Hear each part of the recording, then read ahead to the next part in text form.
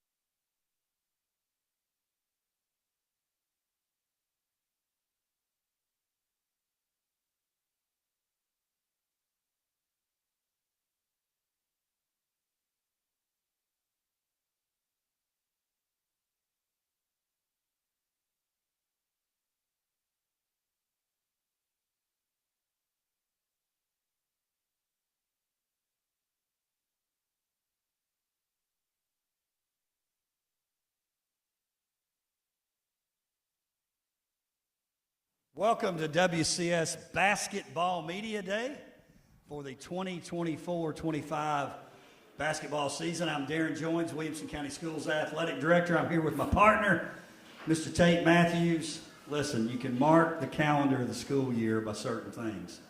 This is one you mark the calendar by. We're excited to be back here at Mojos Tacos in the factory at Franklin. Tate, I'm excited about tonight. Oh yeah, always an exciting event. It means we're usually in the second or the third round of the football playoffs, but you can hear the basketballs bouncing, and when WCS Basketball Media Day shows up at Mojos Tacos, you know you're probably, about a week away, maybe 8-9 days away from official games. It's going to be fun. A lot of exciting things ahead on the basketball on the hard court, hardwood floor this year. On both the girls' side and the boys' side, and we talk about it every year, but I love not only seeing our coaches, both the women's and the men's head coaches come up, but the representatives that they bring with them, getting to see their personalities. It's a really special night and event that you all put on, or we put on. It's great. Love it. Well, and I want to thank Walker Chevrolet, Brock Daly and Walker Chevrolet. Without them, this doesn't happen. Obviously, Adidas and Matthews Team Sports, the folks here at Mojos Tacos, Dan Tully, Dave Story. And then we've got OTL in the house. You know it's an important event. If our outside the line students are here, they're here ready to go. We got Kyla and Aaron and Luke and David in the house. We also want to thank WCTV for live streaming this thing. We've got intern Will, not really, but we're going to call him that. We got the old crafty veteran Lance West here with us. And then Mark Parrish, who helps us with our game day events. So none of this happens without those folks, Tate. No, and it always runs so well. They do such a great job with it. No longer intern Lance, because at one time he was intern Lance. So he came with he wins Best Christmas Sweater Award for night. I've got one though that's pretty good, but I'm not sure I'd wear it at this event. Anyway, it's another story for another time. Let's jump right in, Mr. Matthews. Here's what we'll do. We'll start talk girls basketball first. 4 new coaches. One's not really new. He moved spots, but Let's go through the list. We got John Wilkins at Brentwood High School. Marcel Williams moves from Brentwood to Centennial. We got Bree Jackson, first-year head coach at Independence. Donald George, first-year head coach at Summit High School. I always think when those new coaches come to this kind of event, it's just a little different here. No doubt about it. Coach Williams is used to it. He's been used to it. So he'll know. He'll be in a different shade of blue. Different shade. And he went down I-65 just a little bit and changed locations. But yeah, when they get here, they all these events, they think they know, but they don't really know till they get here. It's really cool. They tell their coaching buddies about it too. So that's great. But and it's really neat when you look at the 4 new ones this year. They're all a little bit different, right? Different backgrounds and obviously different styles as well. So very excited for them to join the WCS basketball coaching ranks. Well, I want to say this, speaking of coaches in other areas, I want to mention this because I know Bobby Loon at Gallatin, he and the Gallatin faithful are watching tonight. Jim McDowell at Lebanon, he's tuning in. Troy Allen, the retired Troy Allen, I know he's watching, and the Wolfman. Even though he's not in the league anymore, John Wild's watching too. The Wolfman is watching live stream. He's sitting in the recliner with the 4-pounder. He's eating a piece of pecan pie with a cup of decaf. The feet are propped up. He's definitely watching. And I'm sure Troy Allen's watching on the lake. Shout out to our friends at Gallatin, making ears bleed since 2015. And I always feel like we've got to give a shout out to our man, Dr. Jeremy Qualls. Without him, this doesn't really, he gets this going. Who would think this would even work? It's worked out great. We'll have members of the media here. It's going to be fun. So to let our audience know, we'll have a little preview till right at 6 o'clock. We'll have the individual teams come up. We'll have the boys and girls head coach. They're each going to bring a player with them. They have an opening statement they make, and then they get a question-answer session with the media. I know the media appreciates it. It's a one-stop shop kind of deal. I already see our man Charlie Bateman. He's here ready to go. Probably ordered the green chili cheeseburger tacos. That's my personal favorite, Tate. I second that. And you like the hot chicken. It's the go-to. Green chili cheeseburger if you only get one. Hot chicken is the second option if you get the combo. I prefer the street corn. I think you're kind of you're the street corn. I like street corn. Yeah, shit. It's the only way to go. It's the only way to go. All right, let's jump in. Again, girls, as you look through here, Tate, and I'll just kind of lead us off here, but last year, the cream of the league, Paige, during the season, they went undefeated, which is difficult to do. They had a couple of tough injuries in the tournament. Didn't really get quite as far as they wanted to get. They drop out at the quarterfinal round in the region. Nolensville takes it deep into the region tournament. They lose on a last-second shot to a really good Lincoln County team. Brentwood was amongst the best. I think those, Tate, going in, have to be the 3 favorites again. Yeah, I think so too. And a little bit different, but they all kind of similar. It's you know what I'm saying? They're different, but they're also very similar. So I think you can throw those 3 in a hat, pick one out, and you're probably okay with who you got. I think if the media members were to take a poll tonight, I think probably Brentwood. Yeah, I think so too. Maybe gets the most first place votes. Now, it's going to be interesting. They were fast-paced as all get out under Coach Williams. Coach Wilkins, he's no stranger to the state tournament and the state championships from his time at McKenzie. So it's going to be interesting to see the style of play that they play. But they were up and down, and I'm talking pressure, running you to death under Coach Williams. It's going to be really fun to watch. Anytime you've got Ella Ryan coming back, you know you've got at least 20 points a night that you can count on. Well, she's special. Lilani Washington at Nolensville, another returning player who's been one of the best in the league. Mary Elizabeth Fox at Page, she goes down with a tough injury last year to end the season. Really, that hurt Coach Kaufman in their run, but she's back, healthy, ready to go. But we're talking about 20-win teams, and they've got a lot coming back. Take a look at Nolensville. Chris Ladd, one of the deans of coaches in WCS, boys and girls side, been with Nolensville for a while now. Sarah Brakefield, Olivia Galloway, Nyla Johnson, who played great in the tournament. And then you take a look at Brentwood. To me, when you talk about Brentwood, obviously it's Ella Ryan, but it's Paige Morris at the point guard position too, Tate. Yeah, without a doubt, all those young ladies have really made their way and made their name here. Lilani Washington, I mean, you know, she was Wilco finalist last year, right? I mean, and no argument there had she won it. But you talk about Paige, Lily. Coach Kaufman is very, very high on her. He thinks she's really going to make some waves this year, and had a really good off season or spring, summer season, and so he feels like she's going to be a real weapon this year as well. So we got a lot of big players, and then, I know you're going to get to them too, but then when you go to Franklin, if you're talking about, who does the best job scoring and rebounding in the whole conference, I think you got to look no farther than Franklin and look at Cecily Brandamore. I mean, she is a walking double-double machine. So we got a lot of big players coming back this year. Funny that you call Chris Ladd the dean or one of the deans. It's funny. I mean, most people remember his time at Summit, but I can remember back, and you can too, when he was the head boys coach at Page. Right. They don't even know what we're talking about. And before that, he was an assistant for Brian Kelly at Centennial. So who knows, if he sticks around long enough and not too many more schools are built, he might do a tour of duty at all 9. Well, I think there was a tough district loss from Dr. Qualls back in his time at Page. No, when Coach Ladd was at Page, Right. and Dr. Qualls was coaching, would it have been Marshall Lexington? County or Marshall Lexington? County. Probably Lexington. Probably Lexington. I think he only won 5 at Marshall County. But he had a tough loss there in some kind of tournament game, and Yeah. he wanted to be mad at Coach Ladd, but who can do that? Let's look at some of our other squads. Look at Indy. Bree Jackson, first-year head coach. Aaliyah Fleming, been a good player for a long time. She was a first-team All-District last year. Savannah C., another returning player. So even though we're saying there's the top 3 teams, you point out Franklin, they got a great player in Brandamore.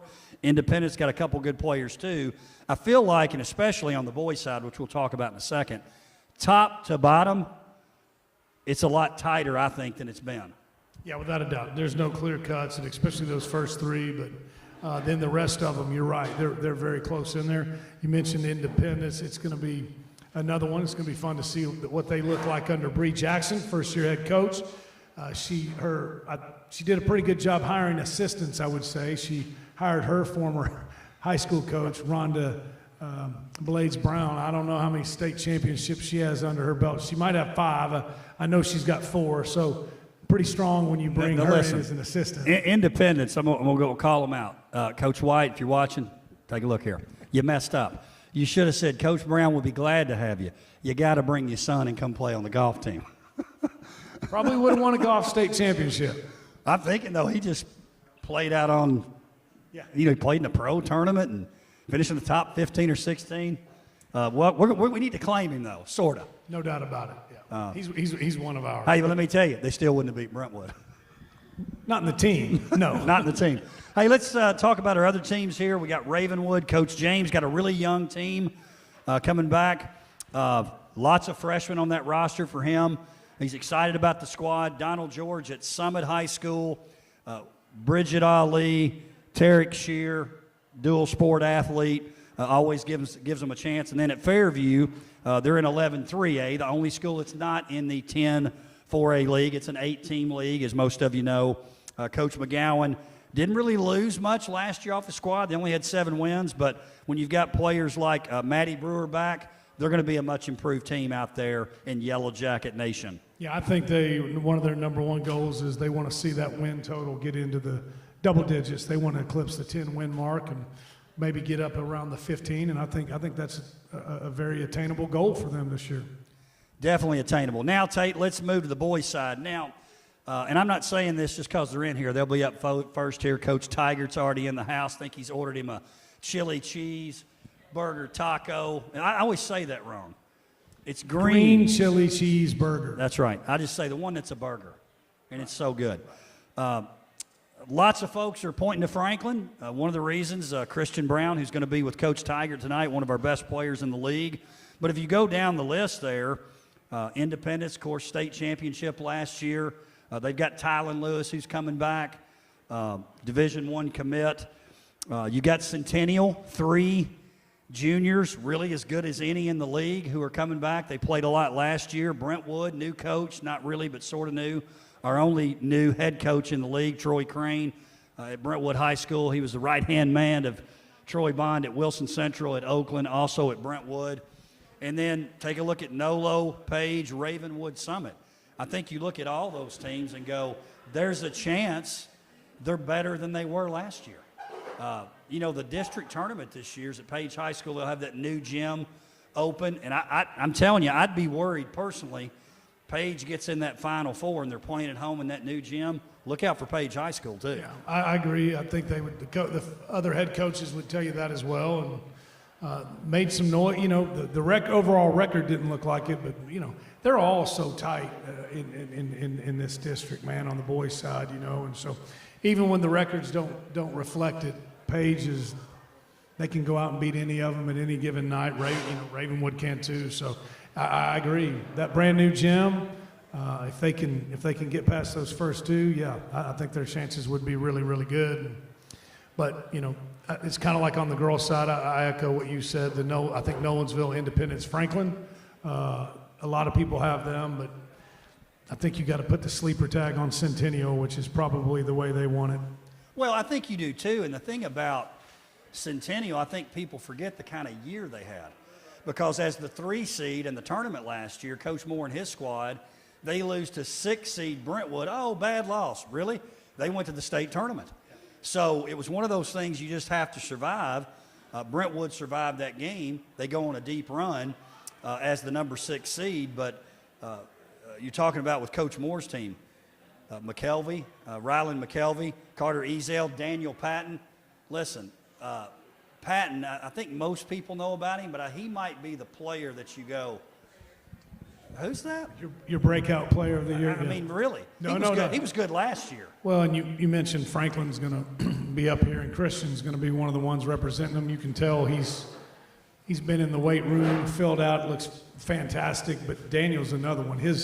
From last season to where he is right now, his body's changed. He's ready to have a big year. Yeah, if they didn't know about him, I think they should have. So it's hard to call him breakout. But you're right. If we were going to give one, I think it'd be to him. Davis, Cochran, Brentwood. You talk about the run they had last year. Everybody knows about big brother Daniel, who was a great player. But I don't think they make the run they make if it's not for Davis last year. He sure didn't play like a freshman.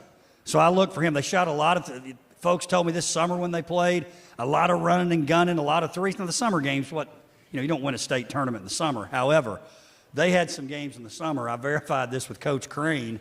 They hit over 20 threes in a game. That's a little different than the way they've been playing. I'm not saying the way they were playing before wasn't the way to play. It's who they have right now. They've got a sophomore group that's pretty special. Yeah, he's pretty much going to roll with 3 sophomores, 2 juniors, and 2 seniors. So I think of all of them, they're the probably youngest of the group. But he likes them. They're really good young players, right? And you mentioned Davis. I was going to say that as well. The confidence level he played with in the postseason last year, it's going to be fun to watch him now as he's a sophomore. You're right. He didn't play like a freshman, and some big shots over there at Ravenwood during that. Was that the region tournament, or would that have been the district tournament? Yeah, district tournament. You're right, man. They don't win those games without him. So it's going to be fun to see him a year older, and he's a year stronger and bigger. But confidence, that is not something that he struggles with. And with our just to let you know how it works, too. So we got the district tournament at Page, the region tournament at Coffee County. However, let's throw this in. Happened in the girls a few years ago when I was coaching there at Franklin. Coach Wild was coaching the girls. We had a sweep on the girls' side. Since the Franklin girls won the tournament moved back to Franklin. I think on the boys' side in particular, I'm calling it early, we're sweeping. We'll never make it to Coffee County. So then where will it move back to? Whoever wins the tournament. You don't do it by the seed because they could be out. They probably wouldn't be out. But if I win the regular season and I'm out, I don't want to host. You give it to the district tournament winner host. Whoever wins our district tournament, I feel like on the boys' side, we're going to move it back here. I think that's strong. That'd be fun, wouldn't it? We had 3 or 4 last year. I thought we were going to get that sweep. Tough loss for Ravenwood at Columbia Central. Really good team, but we almost had the sweep last year. Girls' side, we were 2-2, I believe. I feel like we'll be in a little bit better shape this year. Sweeping still may be tough. All right, let's keep going here. So Franklin High School, again, we talked about they'll be up first tonight with Coach Tigert and Christian Brown. Xander Johnson, a guy that I assure you the folks in this league know about, maybe See what Coach Tiger said, the best defender on their team and one of the best in the league. Always got a tough assignment defensively, can hit open shots. The big question mark for me is, and I think they can answer it, but they're going to have to answer it, when you lose players like Jet, Montgomery, and Independence, you don't just replace them. Davis Long, and I know I took some heat for this, for saying this, if I'm having a draft last year, he was maybe the first pick, but I probably wouldn't have picked him first because I don't think you would have picked him first. You don't know that. If you picked somebody else, I'd pick him second, but if I thought you were going to pick him first, I would have picked him first. Does any of that make sense? Yeah, little Jedi mind trick. But as y'all know, I was pretty vocal about being in the Davis Long fan club as well. You know, Me too, man. he was definitely the quarterback. So you're right. But all of them really. On the girls' side, we mentioned some, but on the boys' side, they all did. I mean, look at this list. Look at who, Centennial loses Daniel Cochran. Brentwood loses Daniel Cochran. Centennial, Tanner Lee and Dominic Reed, right? Fairview, Nathan Dillingham and Mace McCoy, man. They're two of the best players to ever play there, you know. Davis Long and Gil Jones at Franklin. Independence, look at those. Braden Buck, Houston Hicks, Jet Montgomery, Corbin Wallen, you know. They've all got them. Ravenwood and Evan Gaynor, right? I mean, that was a loaded class last year, man. Very good. And I still say, top to bottom, the league's better this year.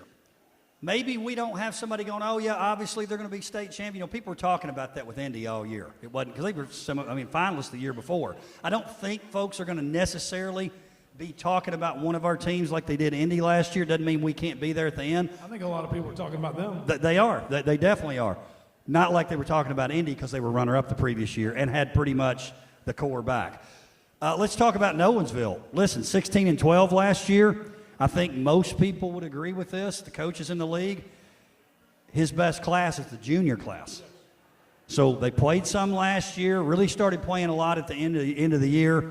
You got the Barneys, Kale and Kyson Barney on that team. He's got a whole list of really good players in that particular class. They're coming of age, so to speak, so I've looked for them to be better. Page, again, with Jared Street. Andrew Kakuya, one of my all-time favorite names. He's the guy that gets on the nerves of the opponents. Seems like he's never going to graduate. Hernandez, Moss, several guys coming back on that team. What'd I say? You did. You just said Hernandez. Pablo. Oh, okay, my bad.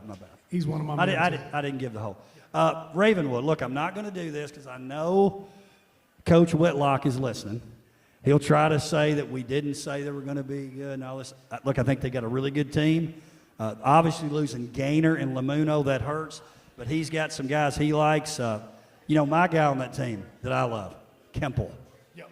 Football player. I like the dual sport thing, and I love the way he shoots the ball. Yeah, and there's been a lot of years when they have football guys that are very important and they don't get them till later. Hopefully this is going to be the same this year. Kemple, I hope Coach Whitlock doesn't get him till second, third week of December. Would you be okay with that? Correct. He would be okay with it. He doesn't really want it, but he wants it. Right. Coach Whitlock does. And here's the thing. So we've got 2 district games before Christmas break. So we're going to be 2 games in. In fact, for those that are fans out there, we got our media guides that are available. Appreciate Christian Taylor being involved in that. Look great as always. Copy Solutions, Bob and John Woodbury taking care of us with those media guides. But folks will think it's a misprint, and it's not. I think it's the December 17th game. It's during finals week. We don't normally play games during finals week. We got it approved because last year we got in a situation, I think we had 3 coaches that are here, 3 or 4 weeks where we had 4-game weeks. So because of that, we said, look, we got to move one of those games up in case we have weather. So we've got a December 17th game. It's a district game. Girls will play at 4:30, boys at 6. I love it. Now, Coach Tigert, who, again, is here, he wants to play the boys' game first. He's always looking to do something different. I like it. I think he also said he wanted. Where'd you get that idea? He just wants to go home quicker. I think it was wild, right? I remember a few years ago, Mount Juliet played at Riverdale. They played the boys first and the ladies second. I think Mount Juliet Wilson Central did it years ago in 09 AAA. That's right. Well, I was going to ask, do you, as a former coach, and then the coaches, do they like that, having those games now? But it sounds like it's really, like it or not, it's necessary, so. Well, they were okay with it because they're getting to play. Yeah. You know, they were really lobbying for, hey, we got to play. I give them credit for pushing us on that. We got it through. And I think it might lead to that happening more. Hey, listen, we're going to have 27s and 28s on the ACT. It's cool. We can play one game at 4:30. It'll be fine. My experience has been by having some teenagers, they're not going to bed anyway. Not mine.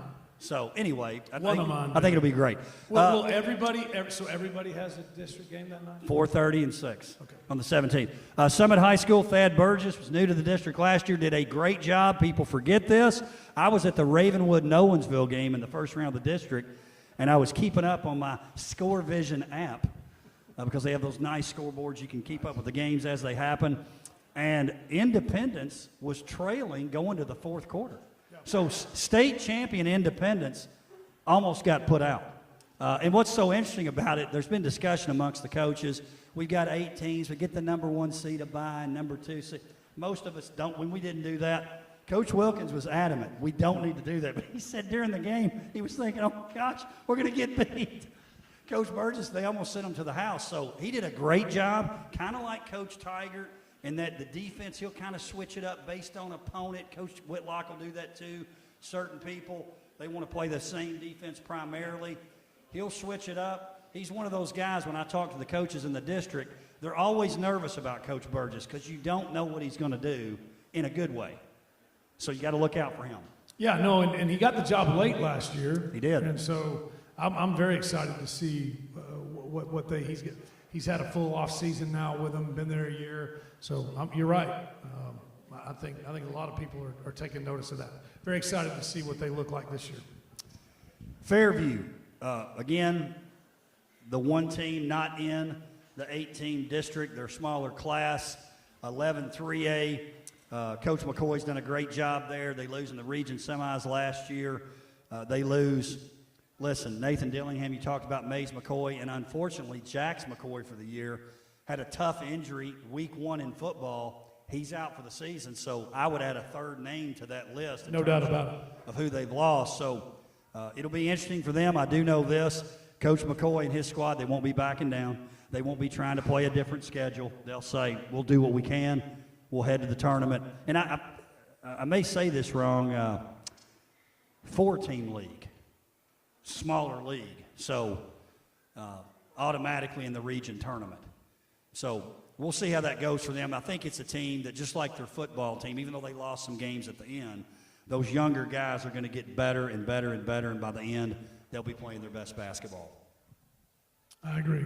Well said. Tate. Plus, Coach McCoy's a guy that's been there, done that. Appreciate you being here. We're going to get started here in about 5 minutes. We're live. Mojos Tacos, factory at Franklin. Come on down and join us if you can. If not, obviously stay tuned in. Our setup will be, our coaches will come up here, boys and girls side. They'll both have a player, give an opening statement. We'll take some questions from the media. And then we'll just go right through the district, 15-minute time slots. Appreciate you being here as always, what you do for us, Mr. Matthews, Walker Chevrolet, Brock Daly. You love Brock too. We can't make this happen without him. Been here since the beginning, all of the media days, all the game days. I mean, it's the Wilcos. None of it happens without Mr. Daly and Mr. Walker and Walker Chevrolet. So we appreciate them and love them very much. We're live from Mojos Tacos. We're going to take a little break. We'll be right back with Franklin High School 2024-25 Basketball Media Day in Williamson County.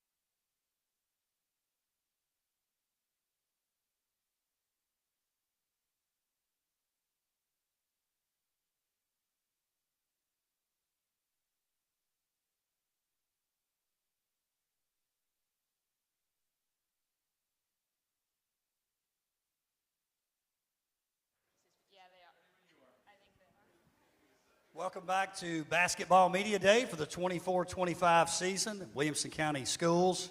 We're live at Mojos Tacos, the factory at Franklin. We're going to start with Franklin High School. Coaches, here's going to be our setup here.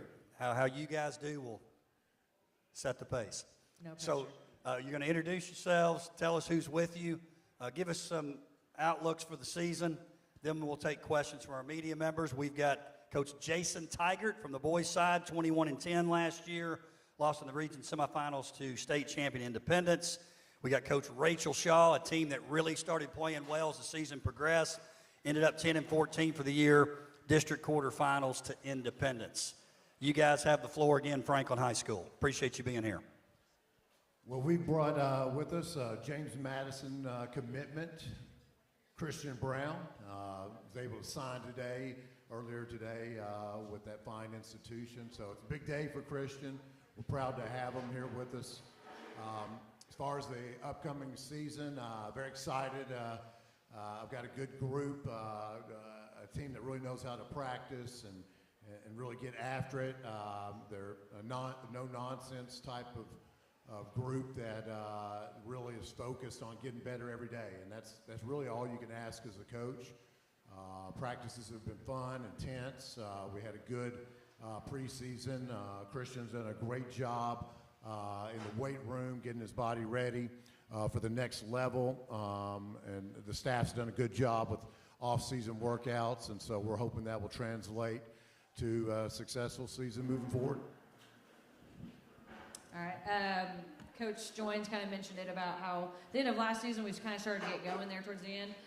I think that's a big point of emphasis because we do have only one senior this year. So we are strong in the junior class and even the sophomore class. And so I think consistency is going to be huge. I think we started to get that consistency towards the end of last season. I think that's a big that's our main point of emphasis this year is having consistency on the court, offensive, defensively. We've had a good start of the season, the start of these 2 weeks.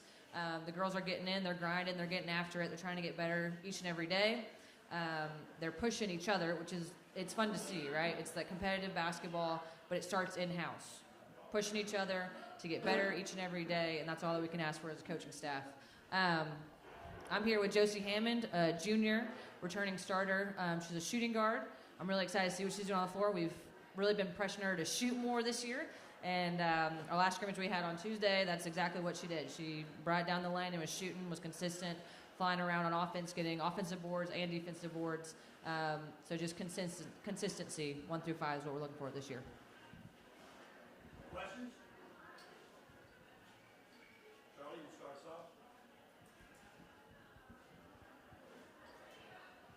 off. I guess we'll start with the first question for Christian, and if Coach Tigert wants to answer, that's good too. And that is, with how competitive Williamson County Sports Conference is, do you like being considered one of the favorites or not at all? Me personally, I like it, because then you get everybody's best. And like Coach Tigert always says, iron sharpen iron.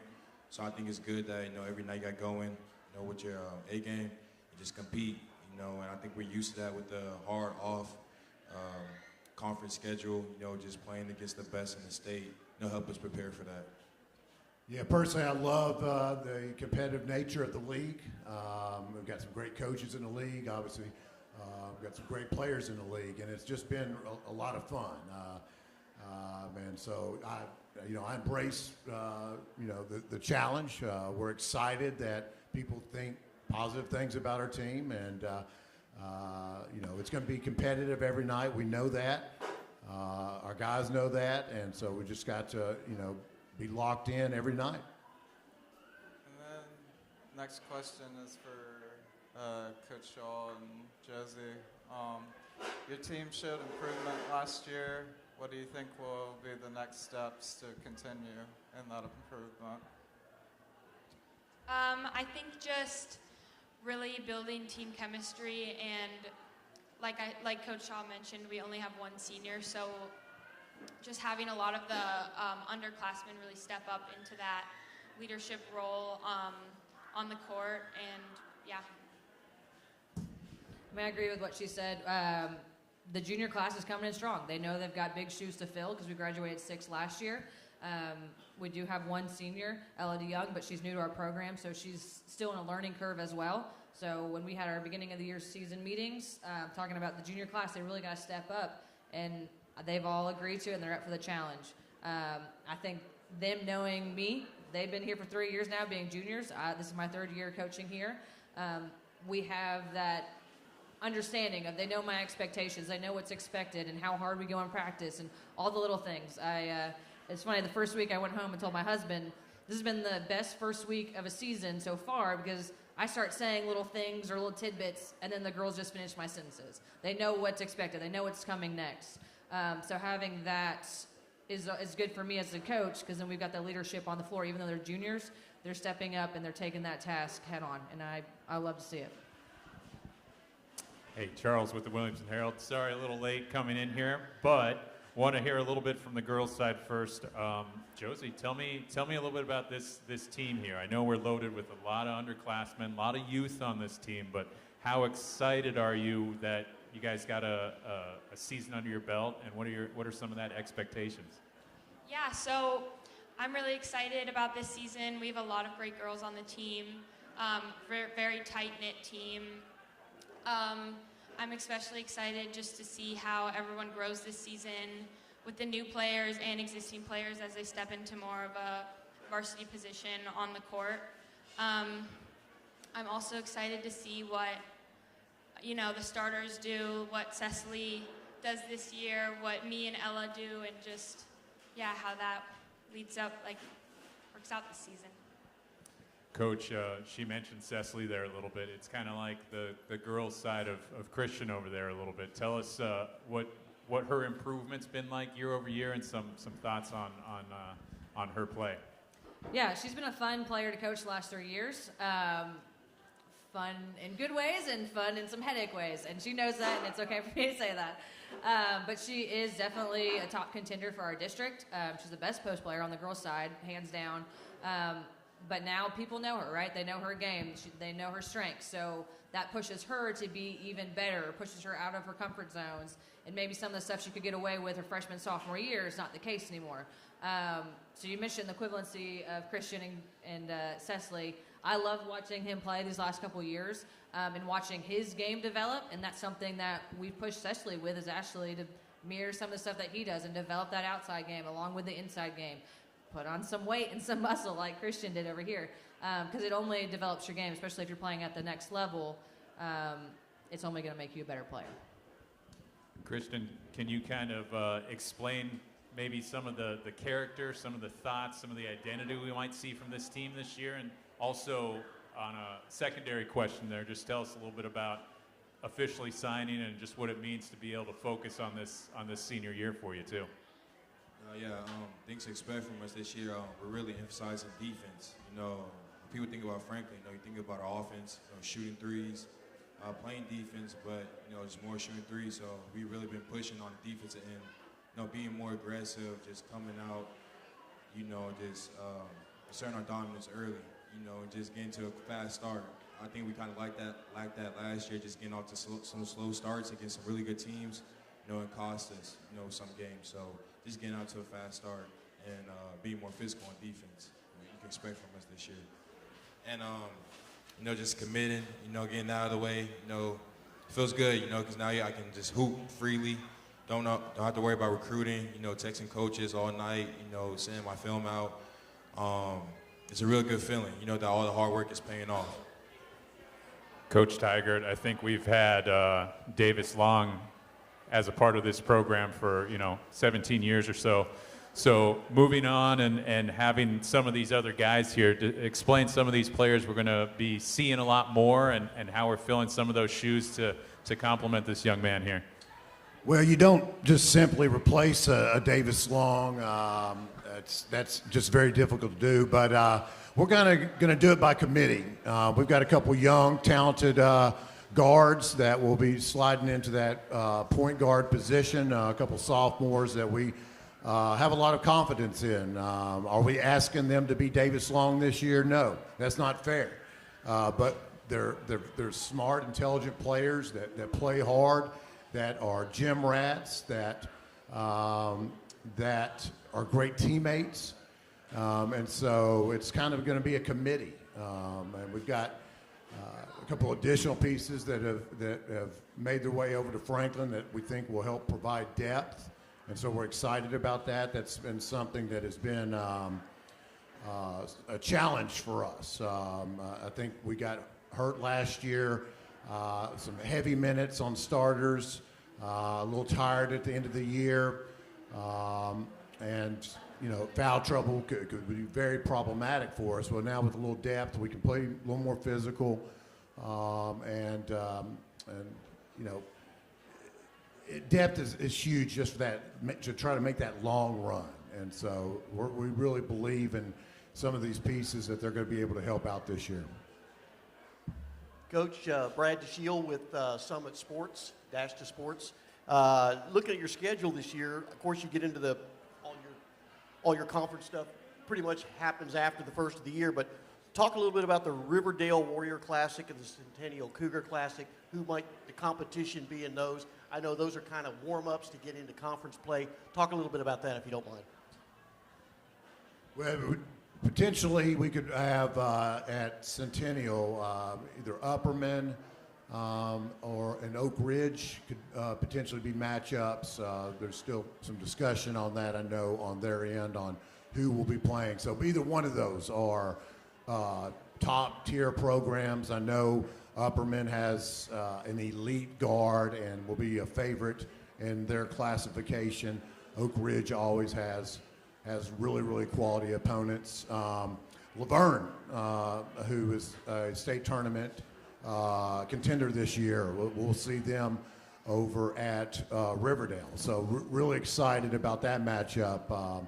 And if you look a little bit earlier in the schedule, you got that big matchup with Hillsborough, November 25th at Franklin, where their names being floated out there as a state championship type of team. So we like to load up the schedule. You get to a point in my career, it's not really regular season stuff. You want to play good people, and I don't really like chasing garbage wins. So we really believe in loading up the schedule, and I think the guys appreciate that. Thank you, Franklin High School. Appreciate it. Good job. Thank you. Next up, we have Page High School. We get Page to come up here. Coach Kaufman, Coach Street. As they make their way up here, Page girls 23-9 last year. Coach Kaufman will not make excuses, but I'm telling you, they had a tough injury late in the year last year. They go undefeated. What, Coach on the end? Coaches on the end, boys over here. Had a tough injury there at the end of the season. People may have forgotten. We didn't forget, undefeated during the regular season. Coach Street and his squad had a big win late in the season over Franklin. In the regular season, ended up playing in the first round of the tournament. I can tell you that what both of these guys are excited about is they've got a new gym that's going to be ready. The district tournament is going to be held at Page High School. So I know they're really excited about that. So guys, if you would, tell us who you got with you. Give us some expectations on the season, and then we'll take questions. We appreciate the Page folks in here supporting. We've got media members that need to hear what we're talking about, so we don't mind you being in here, but make sure you stay out of the way of our reporters so they can do their work, and then make sure they can hear us. Again, Page High School up at Basketball Media Day. Darren, appreciate it, buddy.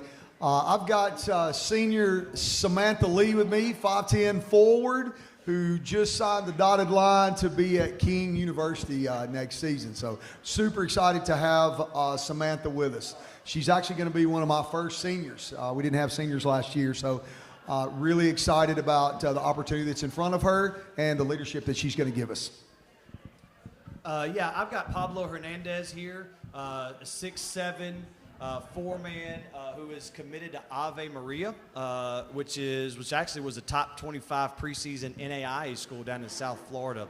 And this will be Pablo's fourth year with us, kind of third year playing varsity. Obviously, we're really excited about our team. We returned 7 seniors And we think, we've really worked hard this fall. We had a great summer. And so we're really excited to get things started and kick the season off. Coach Goffin, Charles with the Williamson Herald. Lots of depth, lots of familiar faces here. Tell us a little bit about, how this team has really kind of grown entering a new season here, and how excited you are to have so many of these faces back. Well, just when you get to be old like me, you get excited every year when it gets to this time, and certainly this group is no different. Got a great group standing behind you right now, and obviously a great player here. And for us to have 5 seniors after none last year, I think it's been really rewarding for me to have 18-year-old mature players that are understanding reading, what's going on the floor, and being able to make decisions on the fly. And we're going to try to put these kids in space and give them opportunities to make plays and reads on their own, and we're going to trust them to do that. So it's been a really good preseason for us, and certainly our forward here, Samantha Lee, is going to be a big piece of that. Samantha, tell us a little bit about the identity of this team here. I know the whole team's essentially here, so having this group here, how excited are you to get going with this group? I'm very excited. I think we'll be really good this year. We're going to play fast and shoot a lot of threes. What kind of, when you describe this team, what are some strengths that you think you might have? Definitely our three-point shooting, getting to the rim, and then our rebounding is very good, and then our press.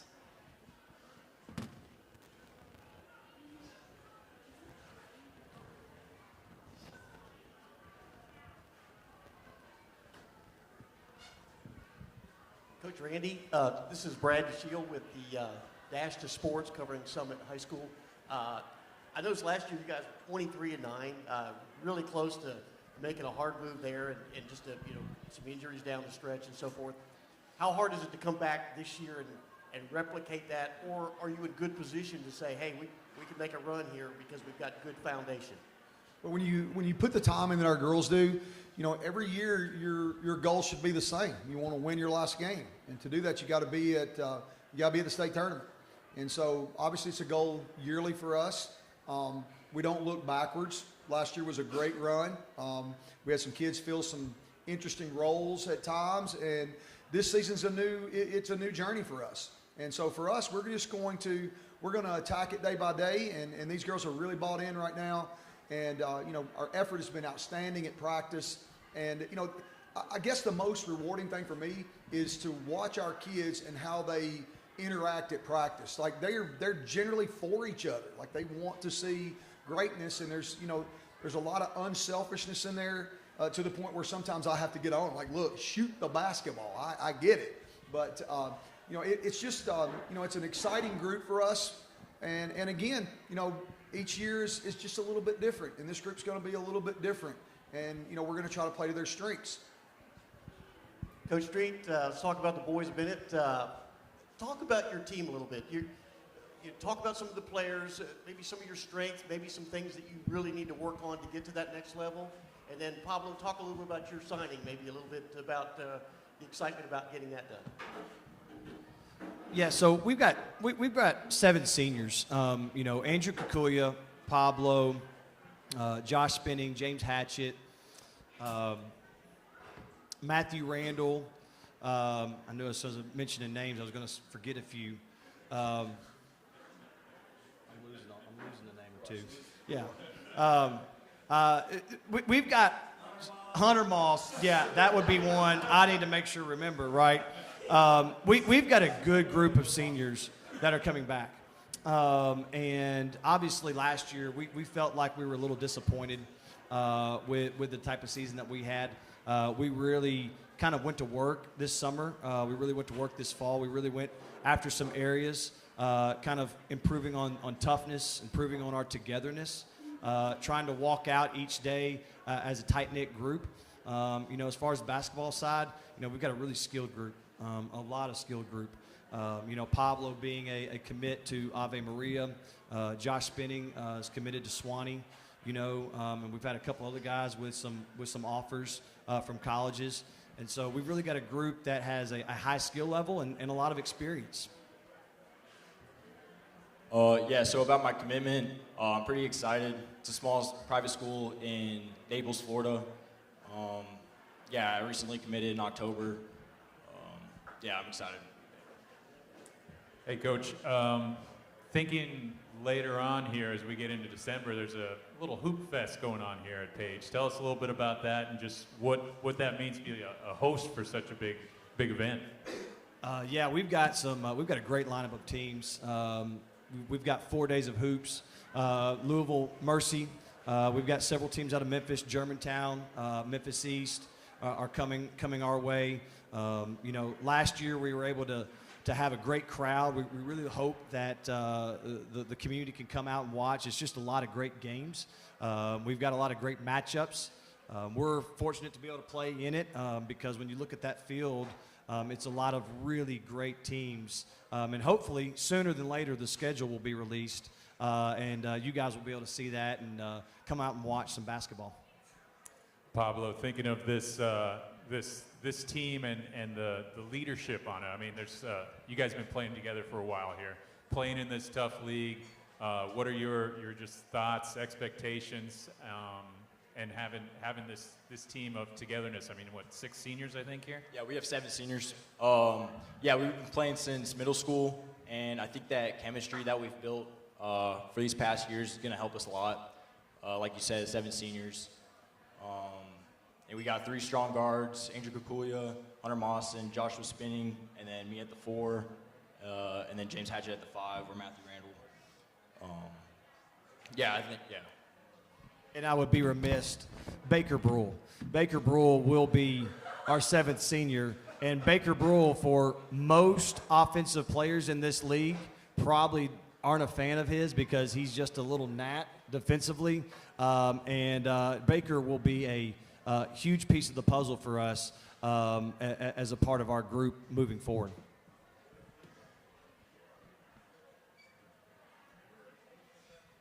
Jared Maurice Patton with Main Street Murray here.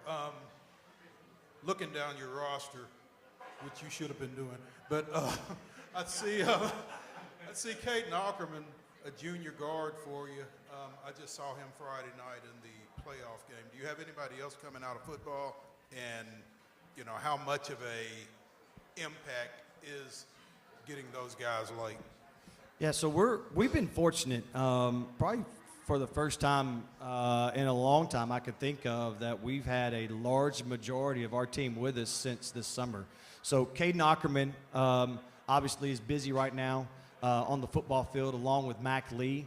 Those 2 individuals are on the football field, and they've got some unfinished business right now, but we really think Caden will be able to come in as a 6'4" guy that can really shoot the ball. He's strong. He's really been in the weight room. He's worked hard and become a guy that can defend and make threes for us and be a really big spark off the bench. I think when you think about Caden and Mac, we're going to have a large portion of our team for most of the year, and when you need that spark, after Christmas, those guys are going to be ready. And we're going to be able to provide something off the bench, and they're going to really add some depth to our team as the season goes on.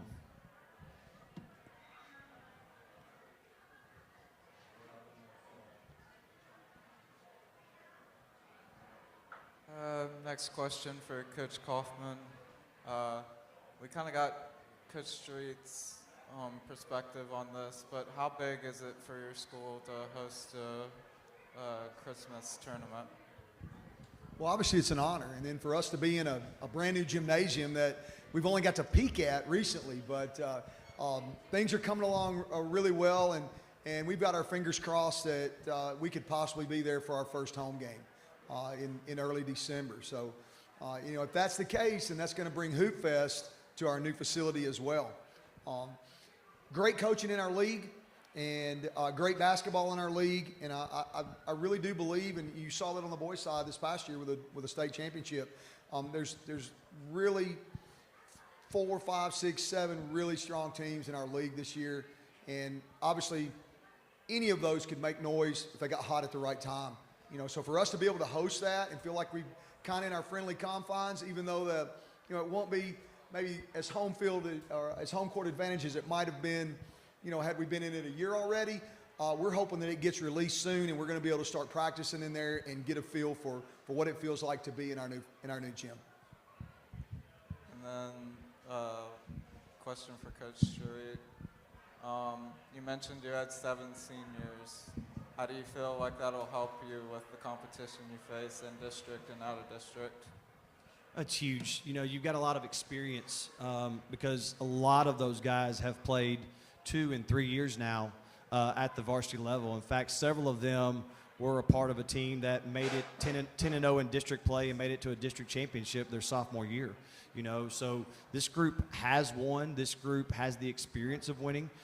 We've really demonstrated that in practice. We've kind of it's been kind of all-out war when you have a bunch of guys that are 17, 18-year-old guys that are really trying to prove themselves, and it's really been great. We went scrimmage down in Memphis on Saturday, and it was a great experience for us. So our experience will be huge as we go into a league that is filled with talent once again. This league's not a league that graduates; it just reloads every team, 1 through 8. And so we're excited to be a part of it. We're excited to go through the league again. I think our guys have a much better understanding of what to expect. And then the maturity level of 7 seniors is something that will bode well for us, particularly down the stretch when it comes to playoff time. Thank you, Page High School. Appreciate it. Give them a hand.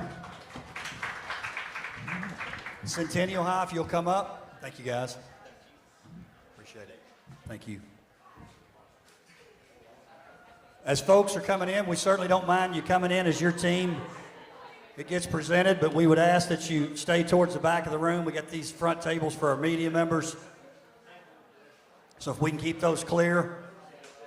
Centennial High School, come on up.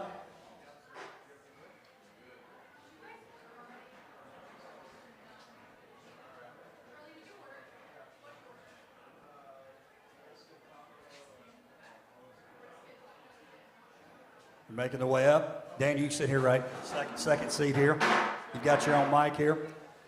Centennial High Schools, they make their way up on the boys' side, 17-11 last year. They were the number 3 seed going into the tournament. Have a group of returning juniors. 3 guys I know Coach Moore's going to talk about. Got one with him tonight. Really as good as any around. Had a lot of experience last year. On the girls' side, he's not coming at the wrong time. Coach Marcel Williams, he switched his shade of blue, as Tate said earlier in our pre-show. He's with Centennial High School year 1. He's a veteran of the league, though. 1 of 4 changes on the girls' side, the first that we've met tonight. So, coaches, if you would, introduce who you have with you, give some expectations for the season, and then we'll take questions. Centennial High School. Hi, my name is Marcel. I have Layla Pope with me. My expectations for this season, to be quite honest, not to finish last in the district. So that's my goal, and also make this young lady a star and put her on the right path to success. Hey, I'm Jeremy Moore, head coach at Centennial. I got Daniel Patton with me. Daniel's a junior, been in our program. This will be his 3rd year. And our expectations are pretty high. We're trying to build something and just continue building that each year. We've graduated some good players past couple of years, but we're replacing them with some good players as well. So working hard every day, just trying to get a little bit better, and hopefully we can have a successful season. Hey, Coach. Charles with the Williamson Herald. Coach Williams, thinking of the transition and staying within the league here, I know you know a lot about the Centennial side. You know a lot about this district at the same time, but tell us a little bit about these first months, getting to know this group, and just what kind of makes you excited about this team. Yeah, my first couple months was getting to know the girls and finding out what they're good at. My second day, we had open gym. The lady to my left here was very impressive. I told her that immediately. I was like, you could be really big time, and been on her the whole time ever since. We got some other young girls that can come up and play and give us some good minutes. But no, I've been really trying to learn them, trying to figure out what they're good at. I didn't really get to go with them in the summertime, so just trying to get all the reps we can in practice. Coach, more, kind of piggybacking off of what Mo said a little earlier about some football guys coming in. Obviously, looking down your roster, you got a lot of guys still out there playing on Friday nights here. So thinking of those first few weeks here as you get things going, and then when you get full strength a little bit, can you just kind of describe that a little bit? Yeah, it's tough. I was telling somebody the other day, as basketball coaches, we get 2 weeks and then we play a game. That counts. You got jerseys on, you got people in the stands. Football gets 6-7 weeks. Baseball gets a month. And then you throw in the middle of that, we're going to get our football guys back whenever that happens. So we try to take it just, right now we're who we are. We've got 12 guys in practice and we're not slowing down or we're not putting stuff in. We're trying to get those 12 as ready as we can. And then when our football players get back with us and get healthy, we'll try to get them in a little bit of conditioning, and then just try to fit them in best we can. But it's a moving thing that it's one of the hardest things I think that we have to deal with as a basketball coach. I've got 7 guys in football. Luckily this year 4 of them are seniors and have been with me for 3-4 years, so those guys kind of know what to expect and know the expectations. But it does mess with your team a little bit, and we try not to worry about it, but it's definitely there. We notice it, and you'll notice it from one game to the next, but it doesn't change the end game. The end game is we want to be really good in February going into the tournament, so we try to keep that as our goal. For both the players here, can you both of you just kind of open-ended here, but just thinking of expectations, what makes you most excited about this group, and for the boys in particular, Daniel, having a little expectation on your guys' shoulder going into this, what's that like as well? It's just, I think it's great just knowing that, we have an expectation on our shoulders, especially me, Carter, Ezel, and Rylan. Just as the juniors, really the only guys with a lot of varsity experience coming into this season, other than the 4 seniors, obviously. So us it's just being us in practice and, just talking on defense, just things like that, just being leaders, and just expectations, just, for me, honestly, it's making it past, that first game, coming last year to Brentwood. But, this year I just want to obviously do everything I can to help my team win. And, just set them up for, open shots and things like that. Just, and obviously, even if I'm not on the court, talking and, helping them just be great, not even as basketball players, just as individuals as well. Yeah, I agree with Daniel. I really think this year we'll have a better season, feed off each other's energy, just be there for my team.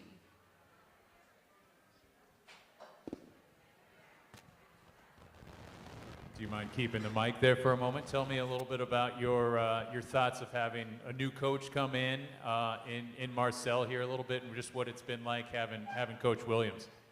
Yeah, it's definitely more fun. He's a character. Yeah, he brings a lot of energy to the team, helps us be more upbeat. It's not boring at practices. Layla, to follow up on that, you played against him last year. How easy or how hard was it to kind of take him in as your new coach after, wait a minute, you coming from Brentwood? What's up? Yeah, it was kind of hard, getting blown out by Brentwood all those years. Yeah, hopefully we could do the blowing out now.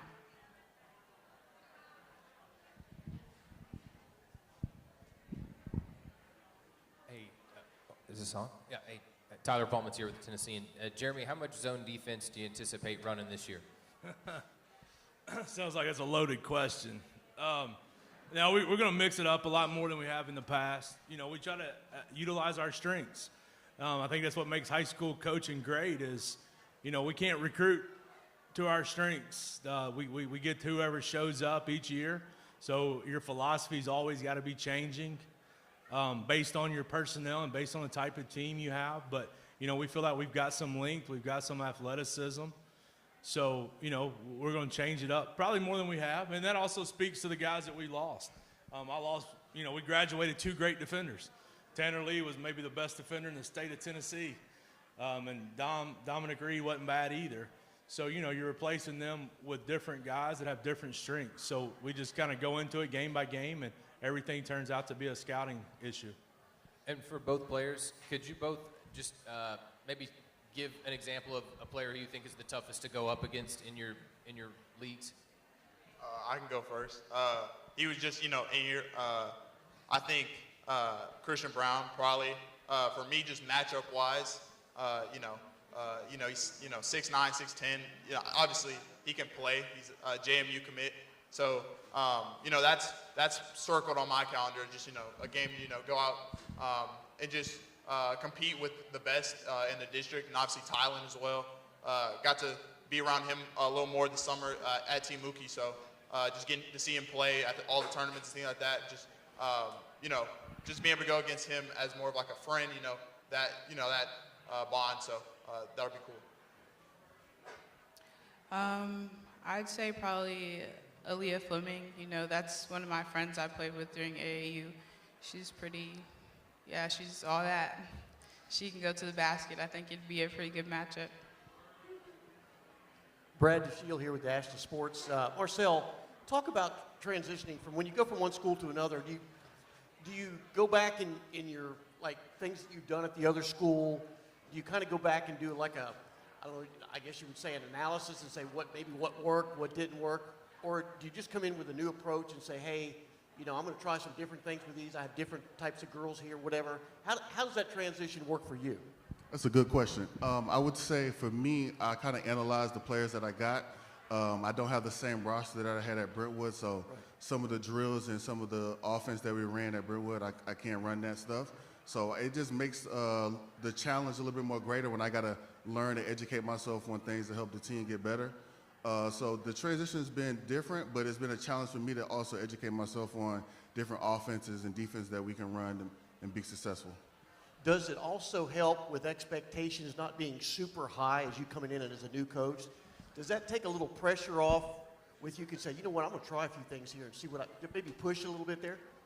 Expectations, I put a lot on myself. Even with my first year at Brentwood coaching, even with the girl to my left here, I put a lot on her back. We haven't played a game, but she's going to feel it. So when it comes to expectations, I feel like it's, I got to win. I got to figure it out every game. Coach Jeremy, some big wins coming down the stretch last year when you getting in playoff time, getting near the end. And how do you build on it? When you're so close, you know, when you see some things like that, you knock off some big teams coming down the stretch. How do you build on that and you use this early part of the schedule to kind of start seeing? I know you talked about not having some of your team in, so your team doesn't really gather and get hot or in playtime until you actually get in conference play, and then it's like, you know, the gauntlet, right? Everybody's good. And so talk about, you know, the success you had last year and, you know, how you're going to try to build on that this year with what you have. Yeah, I mean, I think it's something you do every single day. You know, you can't start trying to build it right now. If you're waiting to right now, it's probably too late. You know, we started probably a week, 10 days after we got eliminated last year. We got back in the weight room and got back in the gym. And, you know, so I think it's done over time.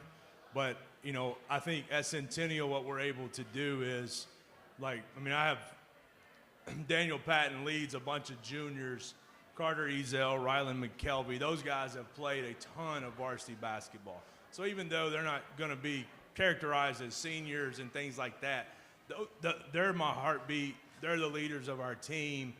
If they're tough, we're going to be tough, you know. If they understand that we defend and we rebound every night, everything else falls in place. We try not to, you know, think a lot about the results because, you know, you take the game we lost to Brentwood last year. I mean, Daniel Cochran played out of his mind. He had 31 points. You know, some nights there's nothing you can do about the result. But as long as we're preparing daily the right way, I think we sleep good at night. And then I think you see guys getting better and better and better. I mean, Daniel's going to be a big-time recruit. He already is a big-time recruit. There's, you know, we've had 15, 20 different colleges in our gym this fall.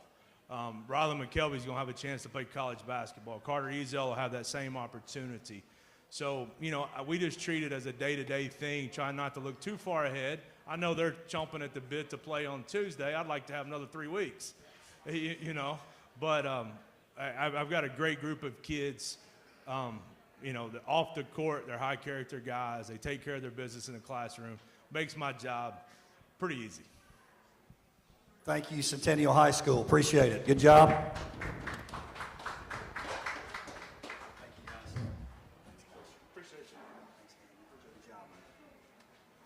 Next up, we've got Brentwood High School as they make their way up.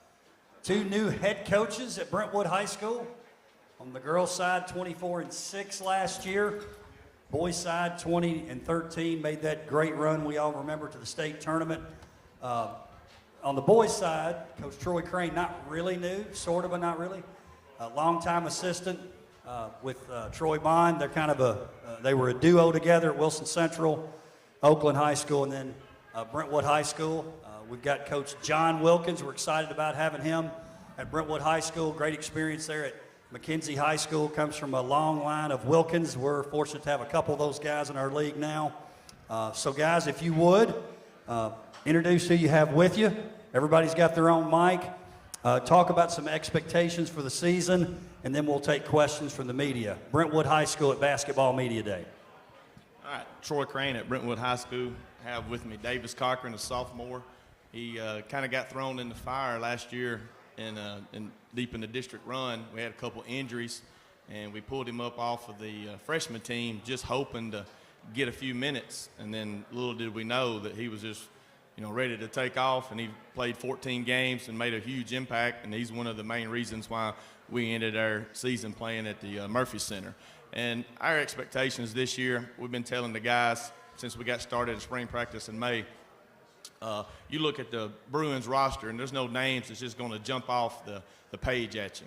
We got the all-time leading scorer, Daniel Cochran, walking out the door along with a future Hall of Fame coach. So it's selling these guys on that we don't have a superstar, but together we have some pieces that we can have a superstar team. And we're excited about our sophomore class. We got some juniors with a lot of experience, and then we got some, 3 seniors with some experience.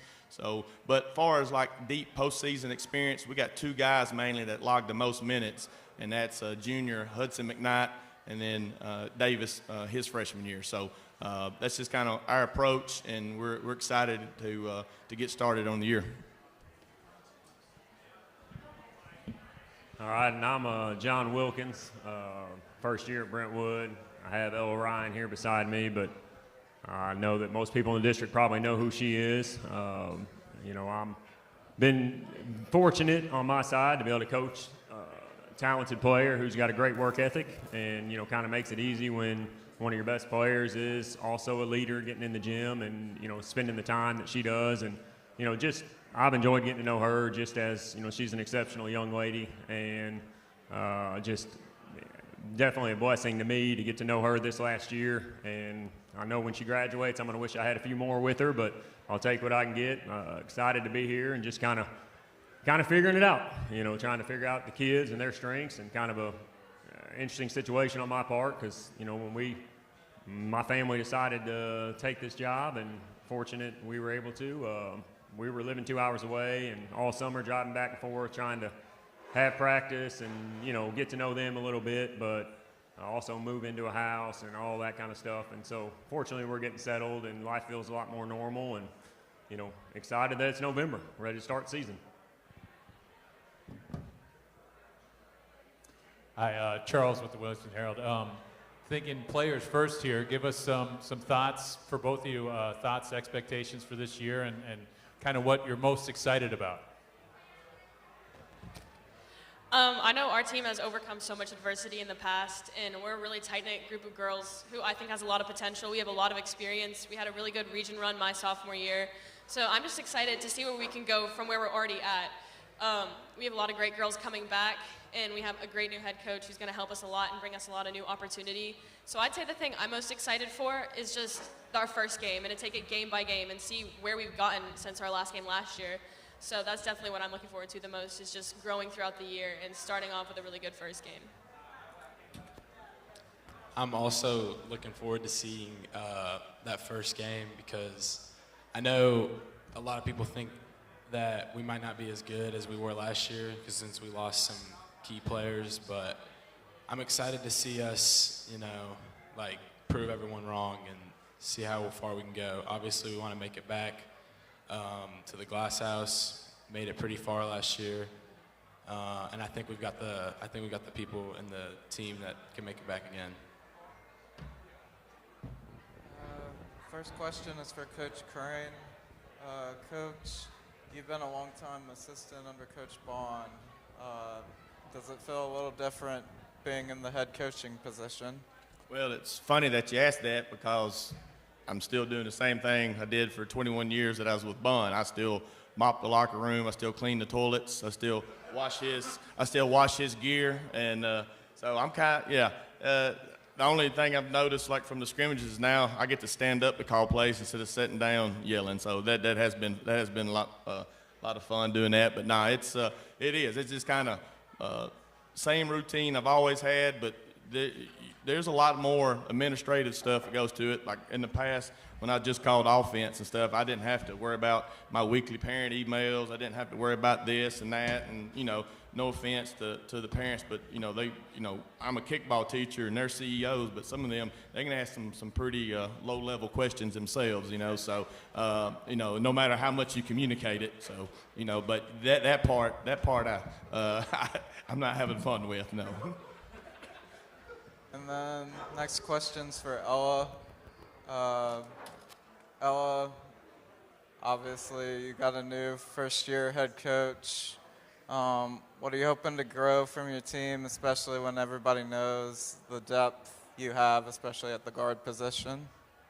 Yeah, for sure. I think there's a lot of room for growth and just a lot of room for new opportunities, and I think we're definitely going to get there from where we're at. He's been so good to us so far, and Marcel left us off at a really good place. So I just think it's only up from here. It's only better, and there's only more to come for us. So I think there's going to be a lot of growth on our part.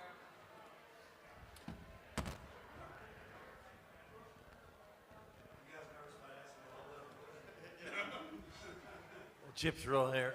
For both players, who is your most underrated teammate, and who's someone that maybe no one's really talking about, but you feel like it's going to make a big impact on your team this year?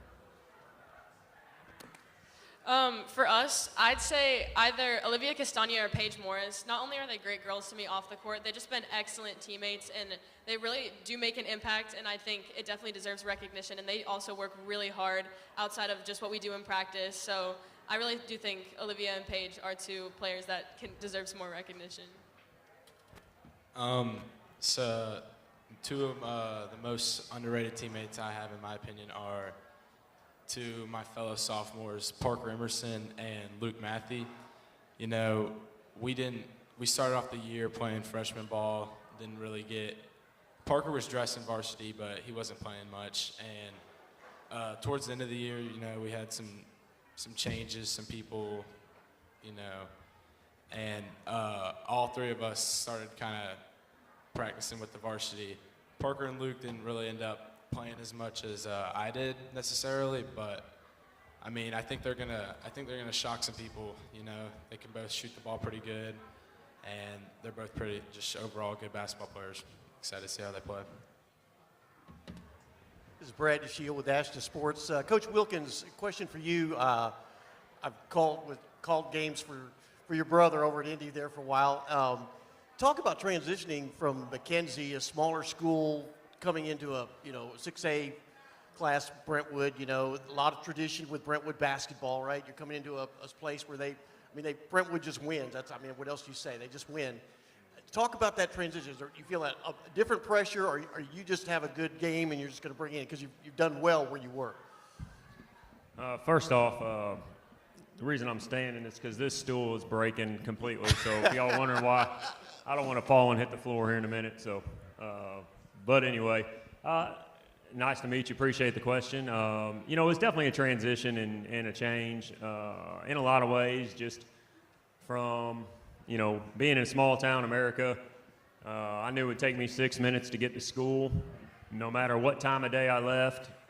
The only thing that might happen if you got stuck behind the Amish or a tractor, some cows crossing the road, and I'm serious when I say that, So that's been, those kind of things, just the traffic and the busyness. But, as far as basketball goes, I was blessed with some great young men and ladies to coach in McKenzie for years, and definitely you got to have good players to win a game. Any coach knows that. And so, and as far as that goes, when we get in the gym, I feel the same way here. Basketball is basketball, and to me, and fortunately, like where we were, we had to play a lot of different schools, different classifications. Henry County right down the road was a 4A school in basketball, and they were a regular opponent of ours, and so we're used to from that side of it. From the basketball side, I think it will be a smooth transition. Now, as far as I'll touch on something you said with Brentwood. It feels like they just win. That's something that kind of stood out to me from the get-go in my interview. Just hearing how strong academically they were, I had no idea. I didn't grow up in Tennessee, and then I walk in and learn that they won 10 state championships last year as a school. And that kind of stuff is mind-boggling to me. And so I definitely would say the pressure or the expectations are to win, but also at this point in my career, that's what I would like to. That was my goal when I came here. In some ways, it was a family move. I've got 3 daughters, and me and my wife felt like it would be great for our family, and definitely that was number one. Felt like God was leading us here. But when it comes to basketball, I don't know how it'll shake out. I'm excited about it, the opportunity, but hopefully we can fall right into that culture. I know that the kids put a lot of pressure on themselves from academics to everything they do, and I like that. I like the standard being excellence and trying to find a way to be there. And so we got some work to do, but we're every day just grinding a little bit, getting a little better, and so far the kids have responded well. Hey, Tyler Palmatier with the Tennessee, and you were in a position last year. You broke some records at Brentwood, doing that as a junior, not necessarily as like a senior about to graduate. What have you set with that accomplished? Have you set any goals for yourself for this season?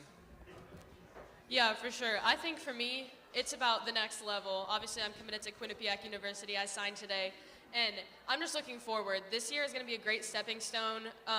But as far as records, it's all about just learning about myself and seeing what I can improve on for that level of play. And I think it's definitely, the goal is to win, and the goal is to have fun. But I think outside of that, simply just for myself, it's just to try and make it to the next level, but really to have fun. It's my last year. I'm with some great people, got a great new coach. So the goal, just as simple as it gets, is just to get to the next level. Right. Davis, did you take any moves from your brother ever growing up? Is there anything that's in your game that looks a lot like his?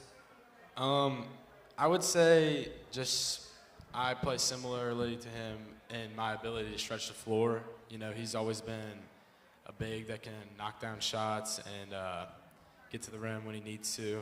And I feel like that definitely translates into my game as well.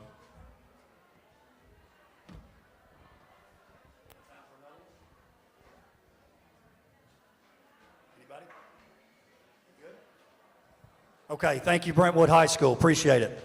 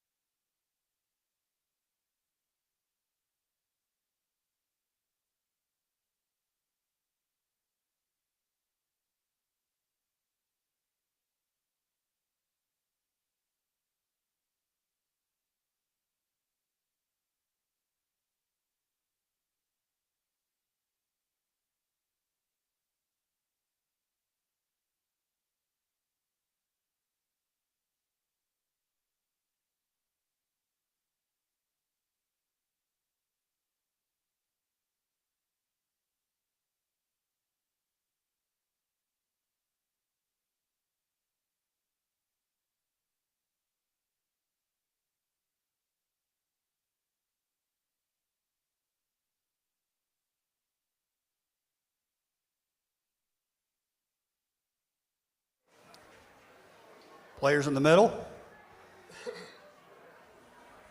On the girls' side, one of our new head coaches in the district, Bree Jackson. She takes over a team that qualified for the region tournament last year. Big district win over Franklin High School in the first round. A couple nice players back, too. We'll let Coach Jackson introduce herself here in a minute.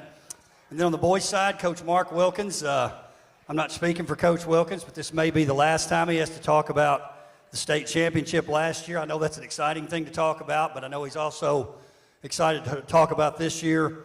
33-6 after a state runner-up, state champion, first one in WCS since 1989 in Franklin High School. So I know they're excited about that. I will give you some inside information. Coach Wilkins asked Tylen if he wanted to wear the championship rings tonight. He said no. Time to do something different. So without further ado, coaches, if you would, introduce who you have with you, give us some expectations for the season, and then we'll take questions from the media. Independence High School at Basketball Media Day. Yeah, I appreciate you having us. I don't think he's a new face by any means. Been around for a long time. We thankfully get him one more year. We'll get Tylen here tonight, excited and just ready to talk some basketball. We have Aaliyah Fleming here. One of our senior guards will be one of our catalysts this season, and I'm really looking forward. I'm looking forward to her competing and dominating and leading. Mark Maurice Patton with Main Street Murray. Hey, how do you get this team ready? I know Darren doesn't think it's going to come up anymore after tonight, but how do you get this team ready to be defending state champs in the minds of everybody that y'all play every night this year? Yeah, that target thing comes up a lot. Actually, we kind of lived it, I felt like, last year, with the runner-up and just kind of the glass that was broken, those ceilings that was broken that year. So we experienced it last year when we did lose, that it was a big deal to people. And so this year we kind of expect the same thing. And as far as motivating these kids go, I think they're as hungry a group as we've had here. I mean, we've had a great group of senior boys that have worked tirelessly and watched a great couple of groups graduate. Now they're thinking it's their turn. And so, I think there's not a lot of fear, and there's a whole lot of excitement, and they're thinking, hey, let's just go compete every day, get better every day, and just see where we can get at the end of the year. So that hasn't been having to be a lot of motivating for me. It's just, let's just keep this thing going, hopefully. Tylen, to follow up on that, you didn't want to wear the championship rings tonight. This is a new year. How easy or how hard has it been getting that across to your teammates that this team hadn't done anything? Yeah, like what Coach said, we have a lot of young seniors last year that wanted to play. So coming in this year, they're really hungry and they're underdogs and not a lot of people know them, but I feel like they're gonna change a lot of people's opinions. And then also just motivating us. Coach just implements, he speaks about being better than ever. So just at the end of practice, just doing certain things, just be better than last year.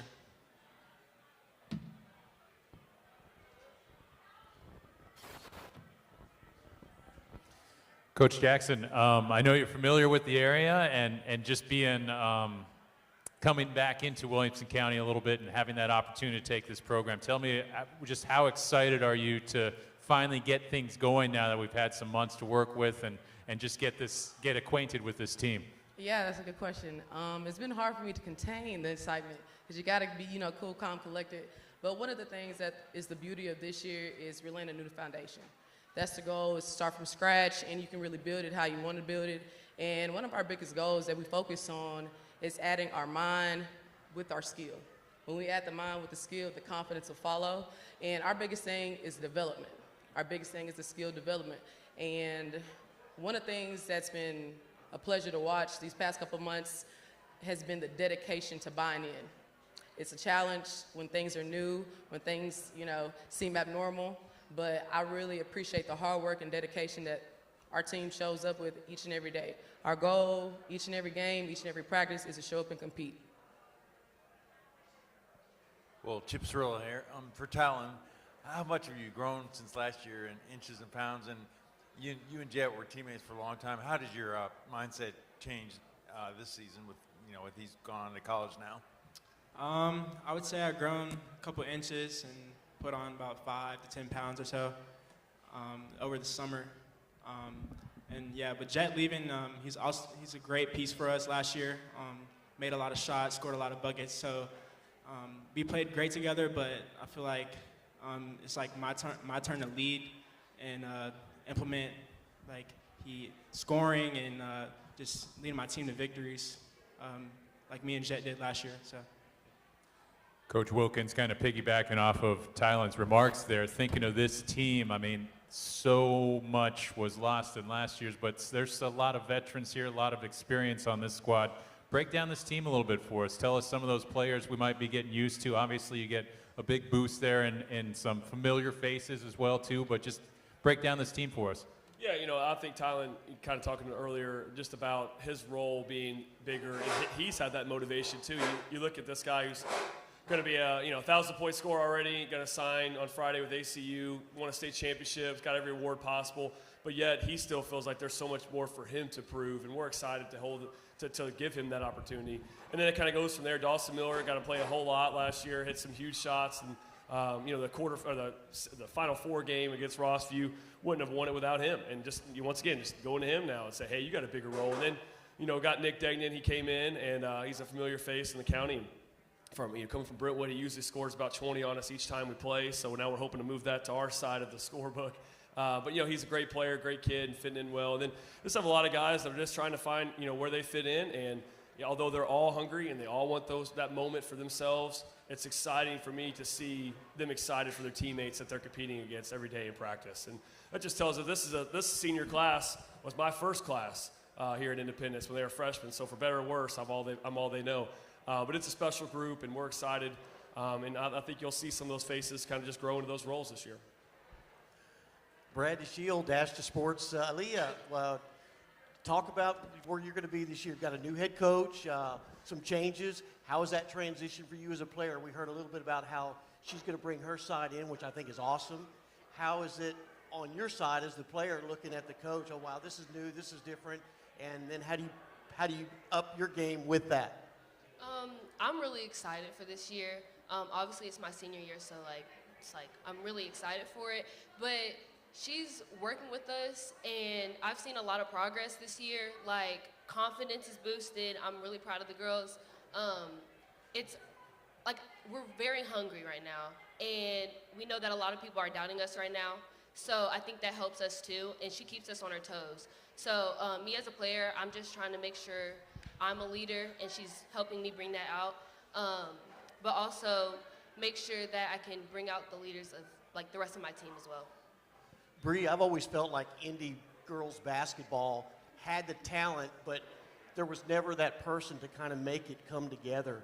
How important is that to you to find the pieces and make sure that Aaliyah obviously is a leader in that, how you put all that together and make that come out on the floor and play? I think that's the beauty of coaching because you have a lot of pieces and it's a puzzle. Right. So that's the fun part about practice is like, what do we need? What do we have to work on? What do we need to focus on to let all those pieces come together? But I think the most exciting thing is the development part. I think that's big with the correlation of being a basic, average type of basketball player to an elite basketball player is adding the skill development. So that's one of our goals, our main focus is to add the development each and every practice, whatever way we can. That's awesome. Good luck this year. Thank you. Coach Wilkins, congratulations on a state championship last year. Really, it was fun calling your games. Tylen, obviously, you're an amazing basketball player. Talk about, last year you always had those 2 or 3 guys that would come off the bench, and it just seemed like it was the spark. Like, one guy might get in foul trouble, or, maybe it was a bad foul or call, something like that, and you felt, okay, I need to get him out. And you'd put someone off the bench, and it didn't matter who it was. There was always that spark. Talk about maybe some of those players that might be sitting there in that 6, 7, and 8 spot that are going to come out that we can start looking for. Yeah, we're still trying to figure that out. I think we have a lot of options there. Every scrimmage and thing we've done, just kind of keep mixing in who our 4 or 5 guys are. And, we have 2 or 3 that kind of remain and just trying to figure out that chemistry part. But, one of those guys that comes to mind as far as energy is Nick Abdullah. He reminds us kind of the Josh Owens from a few years ago, the redheaded guy, took all the charges to Fiery. That's the guy he looks up to the most in our program. And he's told us that. I think that's a pretty cool thing. And so, he's one of those guys that's willing to do whatever it takes to win. And we have a couple other seniors. Jack Morris, I think you'll see out there too. He's playing really well. A big who's kind of been waiting behind Matt Witt and Houston Hicks and Corbin Walling. and now it's his time. And one of the things he said is he wants to make them proud. Once again, just really makes you excited as a coach to see not only does he want to do well, but he wants to do well for his teammates and also those who went before him. It's just a really fun culture. And so I would say those people, and we have several others we go on about, but it's definitely going to have to be a collective effort. I think they're there. Mark, that's interesting. When you've got guys who are referring to guys ahead of them, that's kind of when you start building a legacy, right? Yeah. That's wild. Coach Jackson, you are one of 4 new coaches in this district this year, so it's not like you can necessarily go back and look at tape from last year to get ready for folks. How tough does that make your transition, or does it impact it at all? I don't look at it as a tough thing. I look at it as, everything adapts and changes. And I think one of the good thing about, it's one thing to have a target on your back when everybody's gunning for you, everybody expects you to win, everybody expects you to do this and that. But it's another thing when you're underdog. And I think the underdog brings a lot of grit, a lot of tenacity. So our mentality collectively from coaching staff to our players is that underdog mentality. So I think that's one of those factors that'll help push over the edge. You think you got a secret weapon on your bench with your assistant coach? I think I got a couple. I believe our coaching staff is well equipped and well rounded, and it's a perfect fit for our girls. For the players, who do you think will be the toughest opponent, like player, that you'll face this year? Probably Ella Ryan. She's very diverse. I love her game. We've always been like, when scouting since freshman year, it's been her. So that would probably be her for sure. What does make her so tough specifically, do you think? She has that 3, but she can also go off the drive as well. So it's very hard to, know what to expect, but we just got to scout. Tyler? Yeah, for the boys, probably Christian. He's just so dynamic. He can get on the perimeter and shoot a little bit, or he can make you double and make you change your whole defense, and he can also pass out of it. So, yeah, he's a great player, committed to JMU, so he's probably the best player. You tried to dunk on him last year, right, in the playoffs? Is that? Yes, sir. Am I correct? Yeah. You drew a foul. Yeah. Okay. Yeah. It's close. It was really close. You going to get him this year? Yeah, I'm going to try for sure. Yeah. Okay. That was all coaching. I told him to do that.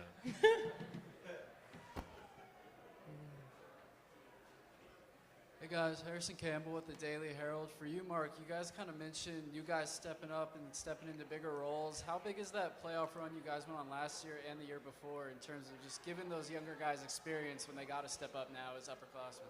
Yeah, I think it does help. Honestly, we've gotten, thankfully, a couple extra weeks of practice in their high school career every year they've been with us, and I think that matters. I think that when it comes to pressure, you can't really simulate that. I do think that playing in Williamson County helps them, because when we get to the playoff games and even the state games and they're yelling and going crazy, it's just like, well, we just saw that a couple weeks ago at Franklin, or wherever, Centennial. So these guys have maybe not been on the floor for all those moments, but they've been there, they've seen it. And so we got a lot of things we got to figure out, but I don't think we're going to be scared. And that's the part that, I think that we have going for us, that we're going to go out there and play our best and see what happens, but there's not going to be a lot of fear out there because of the experience that we've had in that locker room. Time for another one, anybody? Anyone? Thank you, Independence High School. Appreciate it.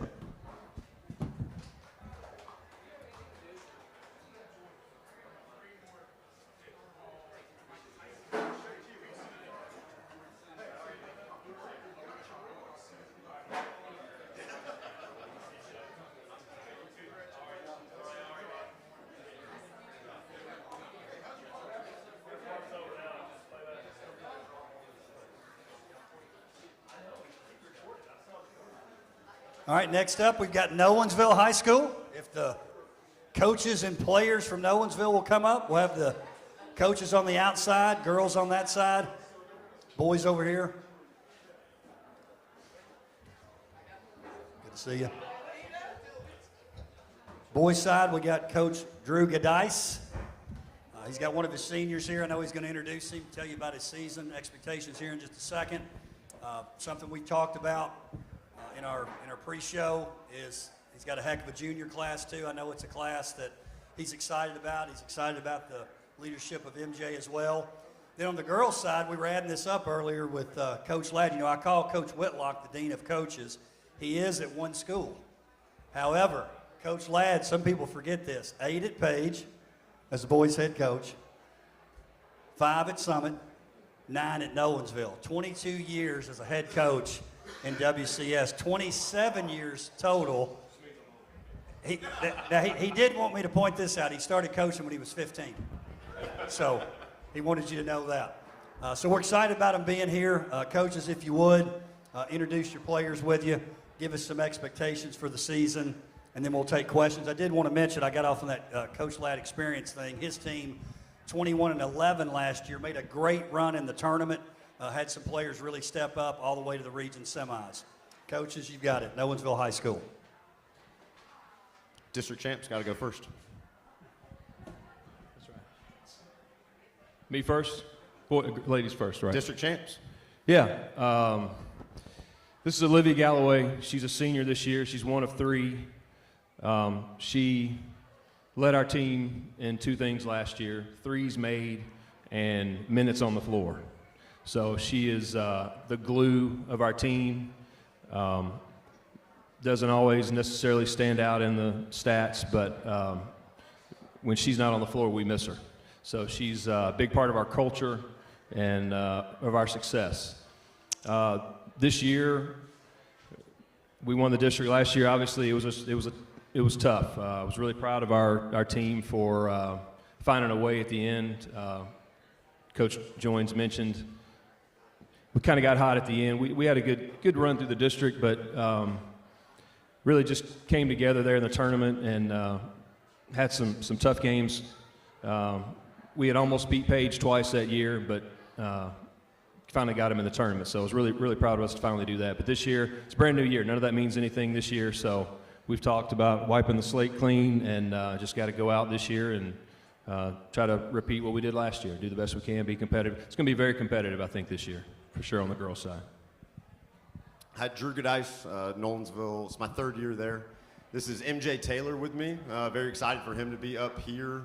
Everything he does for us in the locker room, weight room, practice, just sets a great example for all his teammates. He's played a lot of minutes as a sophomore and a junior. He'll be in the starting lineup for us plenty of games again this year. I could probably just say I love this team and stop right there, but that's not much of a quote. But they're very together and very tough, and I think we will show that every night, okay? And those are some things we probably didn't have enough of last year. So very excited for where we can compete in the district this year. I think, last year went 5-9, and if you go back and look, we had a tie or a lead in the 4th quarter of 8 of those 9 losses.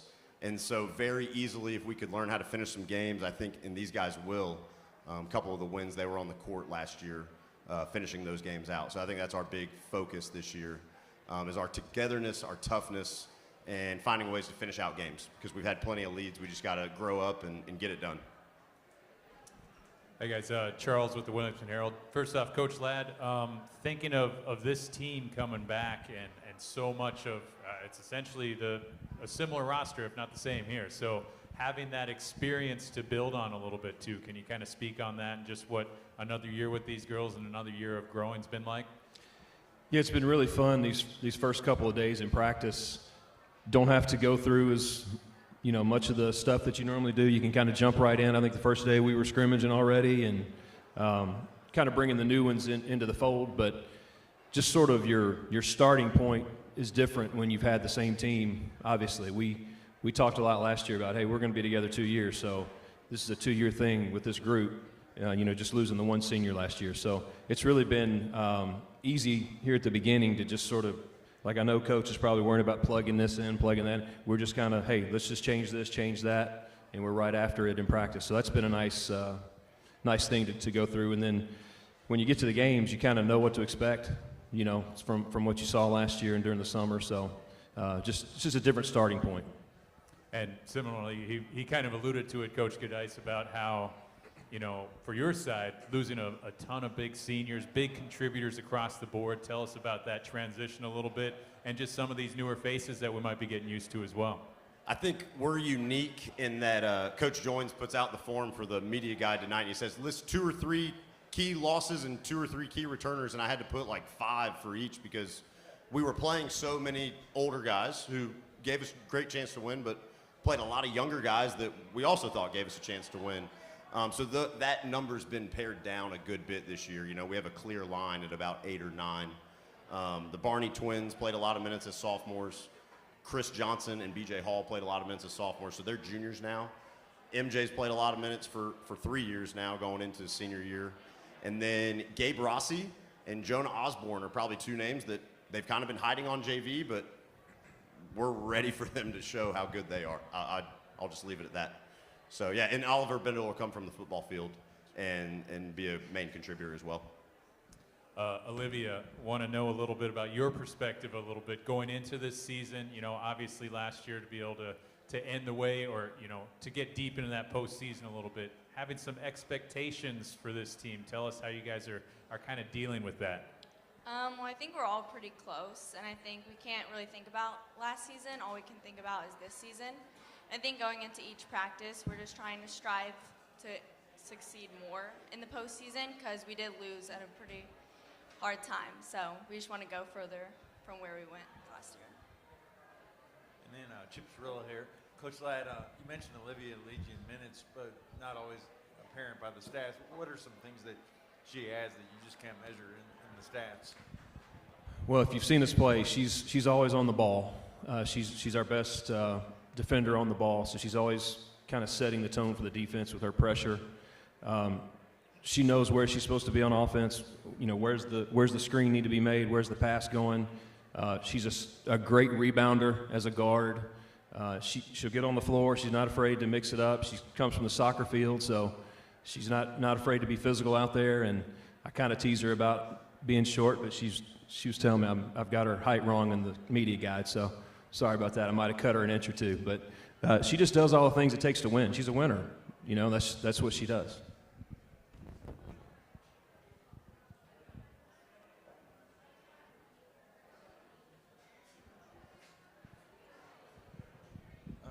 I guess we'll start with MJ. The team had a lot of success last year, having some upsets in the season. I guess the main question of that is, how does your team continue to build in such a tough conference? This summer we've been putting in a lot of work this summer, the off season, you know, building off of last year. You know, last year we had a couple tough losses, including the last game of our season against Ravenwood that lost. So we're coming into this season with a chip on our shoulder, you know what I'm saying, trying to prove everything wrong. We've been attacking practice, you know what I'm saying. Every rep matters, offense, defense, like just a high intensity in practice, high engagement. So we've just been focusing and emphasizing that. Focusing and emphasizing on us coming different this year, really. We're just trying to come in with a chip on our shoulder. And then the next question is for Coach Ladd. Coach Ladd, you're one of the more experienced coaches in the conference. Do you feel like that helps you or not at all? Sure, I guess it helps. I don't feel 50. I just turned 50. I don't feel 50. But, you know, these kids keep you young. So, I mean, being around them keeps me young. You know, sure, I've seen a lot. What really helps is talking to smart guys like Coach Gadice and Coach Tigert that you can talk the game to, and being around all those people that help you learn. And, you know, you're never too old to learn, so that's what I try to do.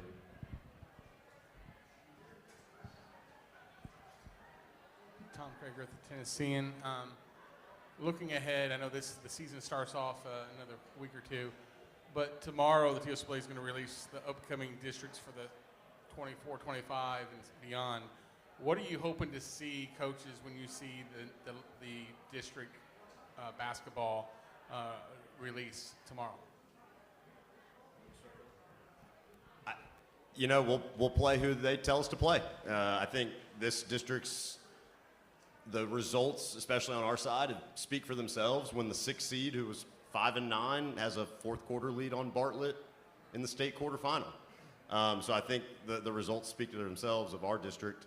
I know that we were the only 8-team district. I know there's a lot of districts of 4. I know there's a lot of districts of 5. So I'd like to see that evened out a little bit. But I like the competition in our league. It makes it fun.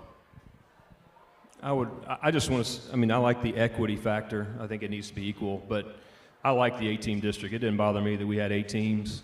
I know the boys may have been a little tighter last year, but I felt like the best 4 girls teams made it out, and it kind of worked out. So, like I said, I think it needs to be equal, but we'll play who we need to play. I do like being in Williamson County with everybody, all of our schools playing each other. I think that's cool.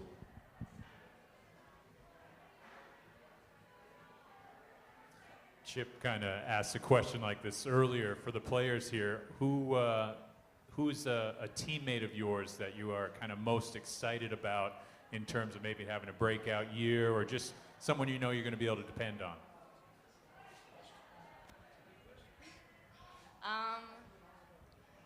I think all the returning players, I think everyone's definitely improved, even from the first week of practice. So honestly, everyone.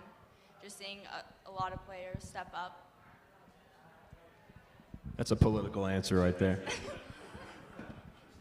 Ready for the real answer? Come on. No, I do got a fellow senior, Gabe Rossi. He's gonna come in, knockdown shooter. Elite scorer. He's good at getting downhill. He can really do it all on offense. Jonah Osborne's gonna be coming back from football. Tough rebounder. I don't remember a time I got any rebounds on him like that. So it's like, we got a lot of, not even them too though. We're pretty deep this year, just like we were last year. So I'm really excited and looking forward to seeing what they could bring on the court. Yeah, I'll second that. I think what MJ said about Gabe. There were some games this summer where Gabe had 18 or 20 in the first half. And he can go. He can absolutely play. He's really matured, and he's a guy that we're looking to step up that not a lot of people have seen. Jonah just was kind of buried a little bit. It wasn't anything he did wrong. He's a really good player. He won our coach's award at the end of the season last year. Just was kind of buried behind a position where had a lot of seniors in front of him last year, but he's ready to play a lot of minutes as well. She may have an answer now. You want to hear it? Brennan Rigsby, she had an ACL tear last season, so she didn't get to play last season, but I'm excited to see what she does this season. One final question, anyone? We good? Thank you, Nolensville High School. Good job. Appreciate it.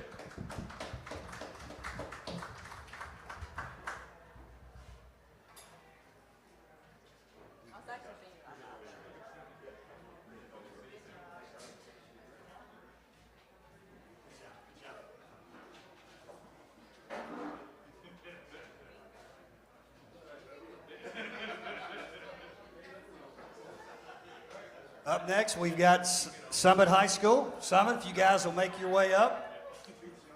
We go from Coach Ladd, 22 years as head coach, 27 in WCS. Our next 2 coaches, Donald George on the girls' side, his first year as head coach at Summit High School. He'll be the 3rd head coach in 3 years. Girls on that side, players sit on the inside, please. Everybody's got their own mic. Coach Burgess is in year 2, so they've got a total of 3 years as head coach. We were talking about Coach Ladd. We were counting up his years. He's been in WCS 27 years, 22 as head coach. So I did find out from Coach George we were talking before they came up, that Coach Burgess now is letting him know kind of the ropes in terms of what he does. Coach Burgess is now a crafty old veteran here in Williamson County in year 2. I know they're both excited about being here, excited about their teams. This year. Guys, if you would, introduce yourselves, your players, tell us your expectations for the year, and then we'll take questions from the media. Summit High School. Coach George, you want to go? Sure, I'll go first. Throw it down there. My name's Coach George, and this is my first year at Summit High School. And with me tonight is senior Tarek Sher. And as far as the expectations this year, you know, I've been fortunate enough to sort of step in a couple of months ago. And, you know, the opportunities I've had with the girls and the expectations are pretty high for them. It's been a great group to work with, and it's been a pleasure. Look forward to starting the season next week. And, you know, you look around the district, and it's a tough district top to bottom. So we're excited to get started, and a lot of optimism for the year. So, Thad Burgess, I've got Jackson Puri with me. Year two of many years before that, but boy, what a great night, and second year be able to be here and kind of at least feel like you know where you're going. Our program is very similar to that. We're on those stages trying to build it, get it where it needs to be. Unbelievable strides, I think, in the last year. Kids like Jackson, and I want to let Jackson, of course, be able to share some things with you. But our program is made great strides, great leaps. We've got to learn to win.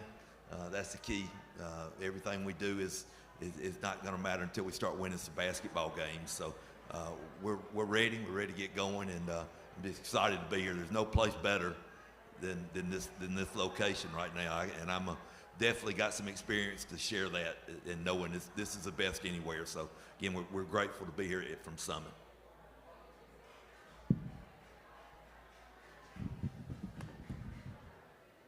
I'll start. Brad DeShield, Dash to Sports. Welcome to the media days. Coach George, I'll start with you. What are your expectations this year as head coach? What are you looking for out of this team? As you're looking at your team, are there some players there that you can see can get you to that level where you want to be? Oh, absolutely. You know, stepping in, you know, you always, when you step into a new situation, you kind of evaluating, you know, what you have. But as we went along, you know, I think my expectations have grown since the start. You know, realizing that, you know, we've got 18 girls that every one of them, it just puts out a tremendous effort every day. You know, we've got a lot of girls that are returning from last year, along with kind of that senior leadership with our three seniors, Tarek included. Have had some girls come in over the course of time. And, you know, so the expectations have only grown. And, you know, we had opportunity to play this past weekend, and coming out of that weekend, I think it just bumped it even higher. You know, looking at the effort that they've given, it's been, you know, we were able to come away with the assistant coaches, and we had a talk, said, well, what do you think as far as the effort, the attitude, you know, the work on the court? And there was not one negative thing you could look at and say, boy, if they could only change this or they could only do that, you know, we'd be in great shape. There was nothing like that. You know, we were really encouraged coming out. You know, we continue our, you know, preseason tomorrow, and then just look forward to really getting started next week. So, Tarek, talk about the excitement of the team, being on there as a senior leader. Just talk about some of the players that are surrounding you, and what are your goals this year as a basketball player? Yeah, I'm really excited about this team, only because, you know, I've had a lot of coaching changes throughout the years, but really having a firm foundation now with a new coach, we're really optimistic, and the girls that I have around me, we just have really great team chemistry that I'm super excited about.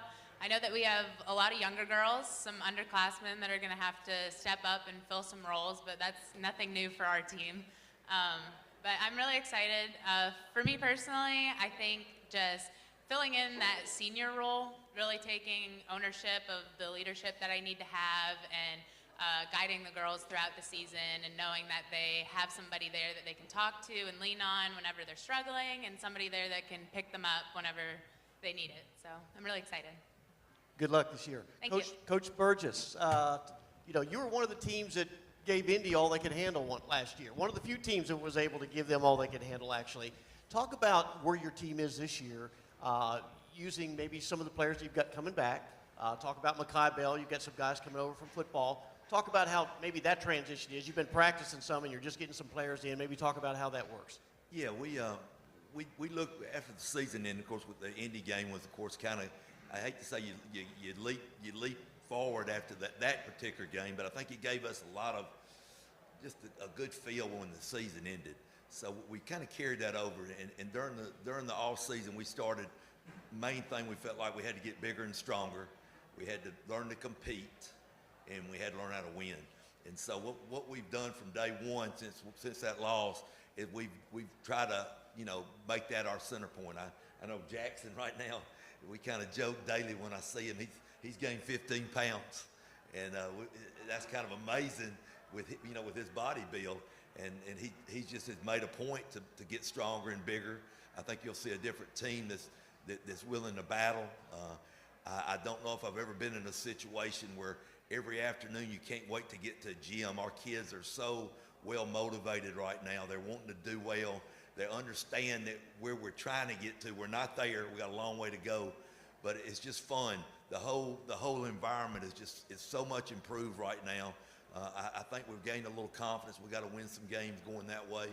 But you mentioned about the football situation. Mekhi Bell was going to play for us again this year. He would have been our big kid back, but he ended up Division I with some football stuff, so he will not be joining us. He's got him a trainer and going to get ready for football. So that's a big body. That was about a 6'4", 6'5", but we're okay. We're learning that. We're just going to pick up the pieces, and our guys give some of our other guys a chance to showcase some of their things. So we've got kids that want to be in our basketball program, and that means so much because I think it gets to be contagious, and we're ready to go. See how it goes. Jackson, talk about the season a little bit. What are your expectations as a senior, and what are some of the things that you want to contribute to the team this year, being the senior leader? Yeah, I think our expectations are to get past that first game of the tournament. Like said, that Indy game, we don't want to feel that way again. Having them right on the edge, we want to get past that first game. And then me contributing, trying to find my role as more of a scorer, more laid back, playing off the ball last season. This year, trying to be one of those main contributors and really scoring the ball this year. Charlie Bateman, Williamson Herald. First question is for Jackson and Tarek. What does it mean to host a tournament? Could you say it one more time, please? Yeah, what does it mean to host a tournament during the winter break? Oh yeah, it's good. We love our home court advantage. We love the Summit squad. They're always going to support us, and anytime we can play at home, that's an advantage for us. Yeah, we're really excited to host. It's also a great team bonding experience for us to all get together and be able to work together, especially with the boys team. We do a lot of stuff with them too. So. And then the next question is for Coach Burgess. This is your second season in Wilco. Anything you learned from the first year that you hope to carry into the second season? Yeah, I probably, it was, when you look at, opportunities that are out there when you're kind of trying to make a decision where you're going to move. Of course, it was a major move on my end. There was only one spot that I could think of, and it was Williamson County, where the last 4 or 5 years when I was over in Georgia. So, God, what a neat situation that would be. And so to hop in it last year and to be kind of nervous, not knowing where you're going and what's going to happen, to feel like you're a part of it now, I think I'll be able to grasp it and understand what the challenges are going to be. Unbelievable coaches, unbelievable players, environments that are just unmatched anywhere. So a comfort zone on my end is much better. Plus our kids have kind of seen what we're going to be trying to do, our coaching staff and our players. And so it's just made the whole situation a lot more comfortable, going to school every day, being around the teachers and the faculty and people where you live and where you go eat and where you go to the church, et cetera. Just makes it a lot more comfortable on my end. Chip Cirillo here.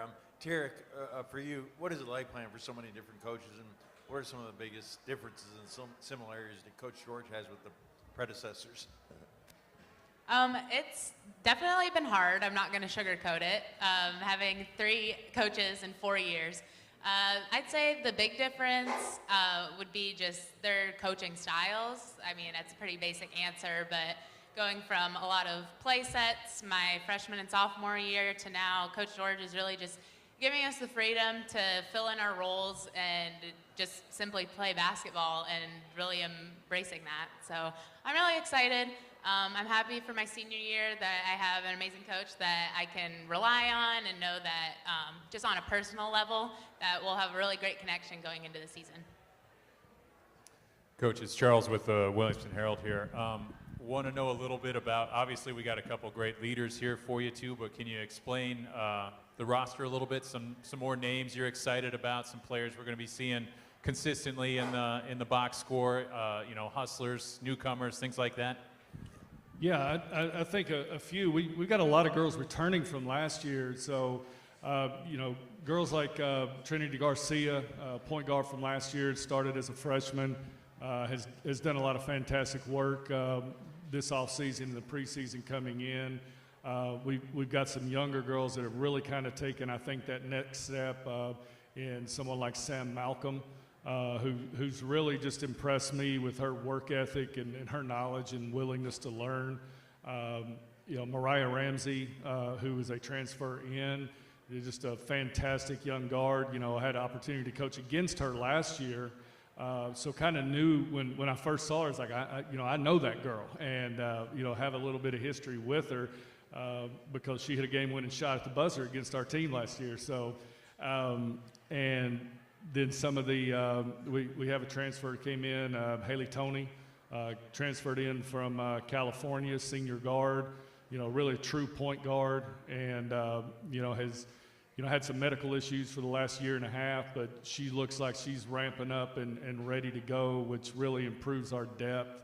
And then some of the younger girls, that come in, name comes to mind, Julia Hill, who's a volleyball player, comes in her freshman year, and watching her grow just over the couple of weeks that she's been, you kind of project, and you're hesitant with freshmen to begin with, and you kind of wonder, but you see sort of leaps and bounds. You go, all of a sudden now you're thinking, okay, freshman, and now you sort of get the idea of, wait a second, this girl may be able to help us. And, then the other senior leaders, you have Grace Duda, who is just a workhorse and, somebody who's there and works hard every day, and really pushes the other girls during practice and can be called upon when need be. So, up and down the roster, there's a lot of good things to look forward to.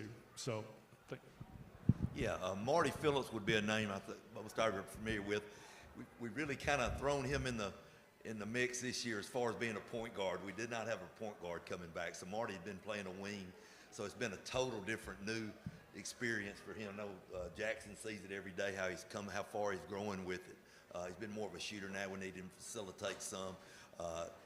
Kane Farah is a kid that was on our JV that's coming up this year. He'll have a chance now with the situation, Makai not joining us back, that he'll have a major role. Keenan West was a young man that started a lot for us last year. So these guys have earned the right to play, that they know kind of what we're going to be doing. We got a kid that this time last year we didn't even know who his name was. Joel Converson is a sophomore. Like he's really going to be a surprise in the region. He's about 6'3", can score. I think he's going to be kind of the one of the guys in the region that people say, who's that guy? So, we've got a mixture. We've got some young kids. We've got a really good ninth grade bunch that we're trying to get them prepared, ready to help us, and sophomores and juniors just trying to get our kids excited about basketball again at Summit, and that's what we're trying to do and build the program up that way. Thad, do you have to remind Marty he's a point guard? That's a challenge, isn't it? You kind of know Marty, don't you? Didn't get quite as many shots as he got there from the wing. Yeah. Tarek, Maurice Patton with Main Street Murray. In a day and time where you don't see a whole lot of multi-sport athletes, you are one. How tough is that? I honestly would say that it's not that difficult in the sense that I get to take a break from one of the sports at a time. So whenever I'm at basketball, I'm enjoying my time with those girls and getting to build those relationships. And then whenever I come back to the softball season in February, March, that area, it's like I get to reconnect with those girls, and it makes it feel more special, the time that I spend away from them during basketball season. But on a physical level, I know that basketball helps me with softball, going through the conditioning program and all that stuff. But really just getting to build those relationships with two different teams is what makes it so special for me. What's your best sport? Best sport, I'm probably going to have to say softball. But that doesn't mean that I don't love basketball just as much. So I'm really excited for the season.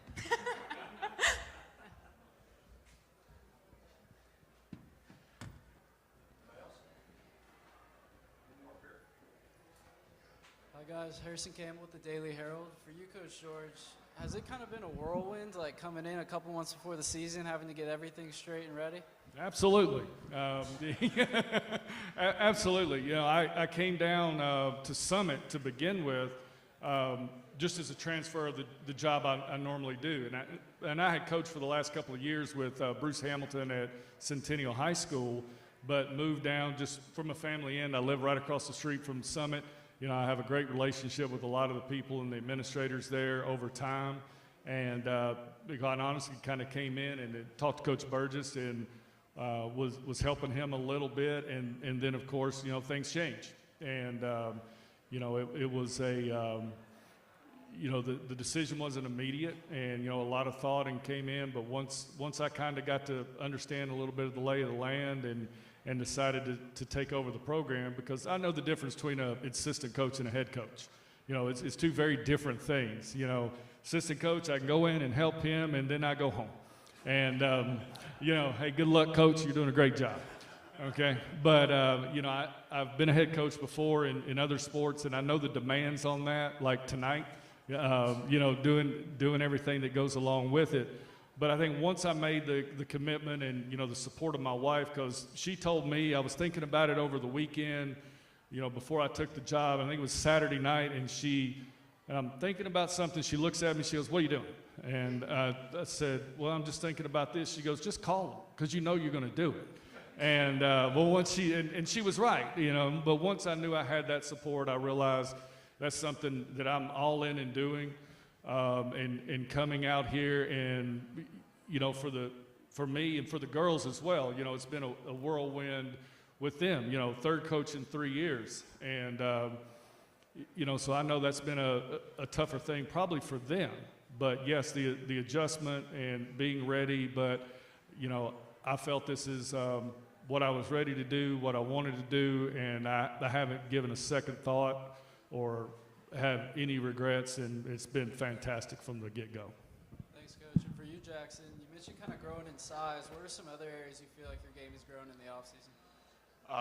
Yeah, I'd say really not just sitting out on the three-point line, shooting threes all day, but being able to get paint touches and, you know, draw those help side defenders to kick out for my teammates for open threes. And also trying to be a better defender, you know, when we're going man-to-man, just not letting my man score. So, yeah. Appreciate it. Thank you, Summit High School. Good job. Up next, we'll have Ravenwood High School. They'll make their way up here. Andrew James, year 6 as the head coach. On the girls' side, Patrick Whitlock. We talked about Coach being the dean of coaches in terms of being at one school. This is year 19 for Coach Whitlock.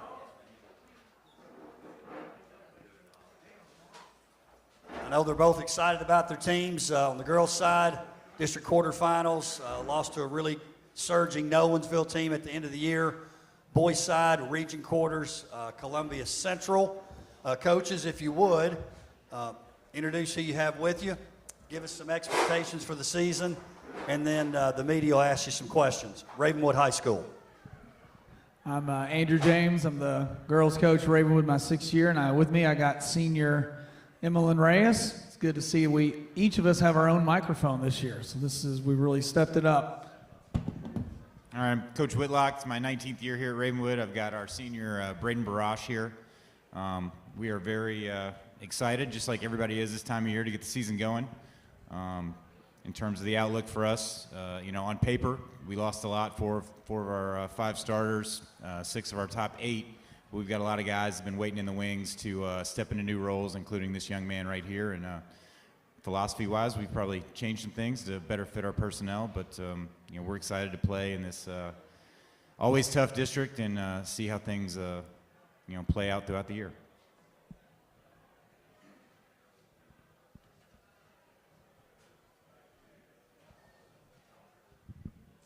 How about players first? Charles with the Williamson Herald. Kind of carrying off what the coaches said here, just give us some of your thoughts, expectations for this season, what you're most excited about, for example, and some things you might have to work on.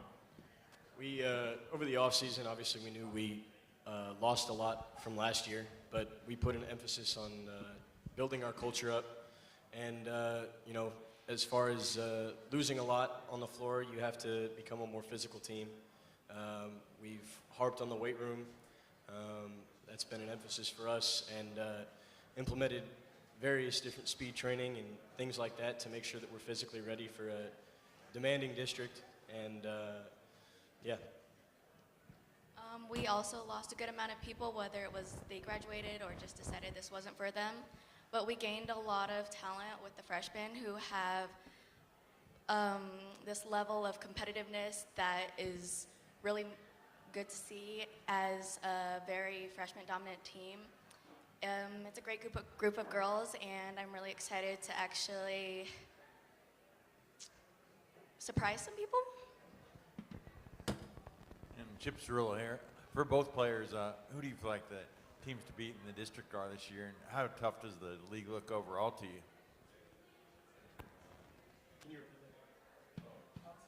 Who do you feel like the teams to beat are this year in the district, the top teams, and how tough does the district look overall? It's a difficult district. I think everybody knows that. It's going to be competitive all the way around. Every night you step on the floor, you have to be ready to play. Like I said, it's going to be physically demanding. But we're ready for that challenge. We know what people expect of us. But, we have to play with a chip on our shoulder. Remember that each and every night. A lot of powerful players from other schools were juniors last year and now seniors, especially Paige. They didn't have any seniors last year. So it's definitely going to be tough, but I think our girls can handle it. They're really strong mentally and physically. Charlie Bateman, Williamson Herald. First question is for Coach James. Coach James, you're one of the more experienced coaches in this conference. Do you feel like that helps you or not at all? I guess I feel a little more prepared than I did in the years past. It's kind of weird to think that I've been in this for 6 years. For me, nothing's really changed. I'm always trying to learn and do things better. I guess I feel like maybe I can understand some things a little bit better, but still there's a lot of things with me as a coach that I wish I was better at, and I'm trying to get better at and can handle better. As far as that goes, but we have a lot of really good coaches that are very experienced in our district. And so that'll be tough. It's a tough district with the competition of the players and then also the really good coaches we have. And then the next question is for Coach Whitlock.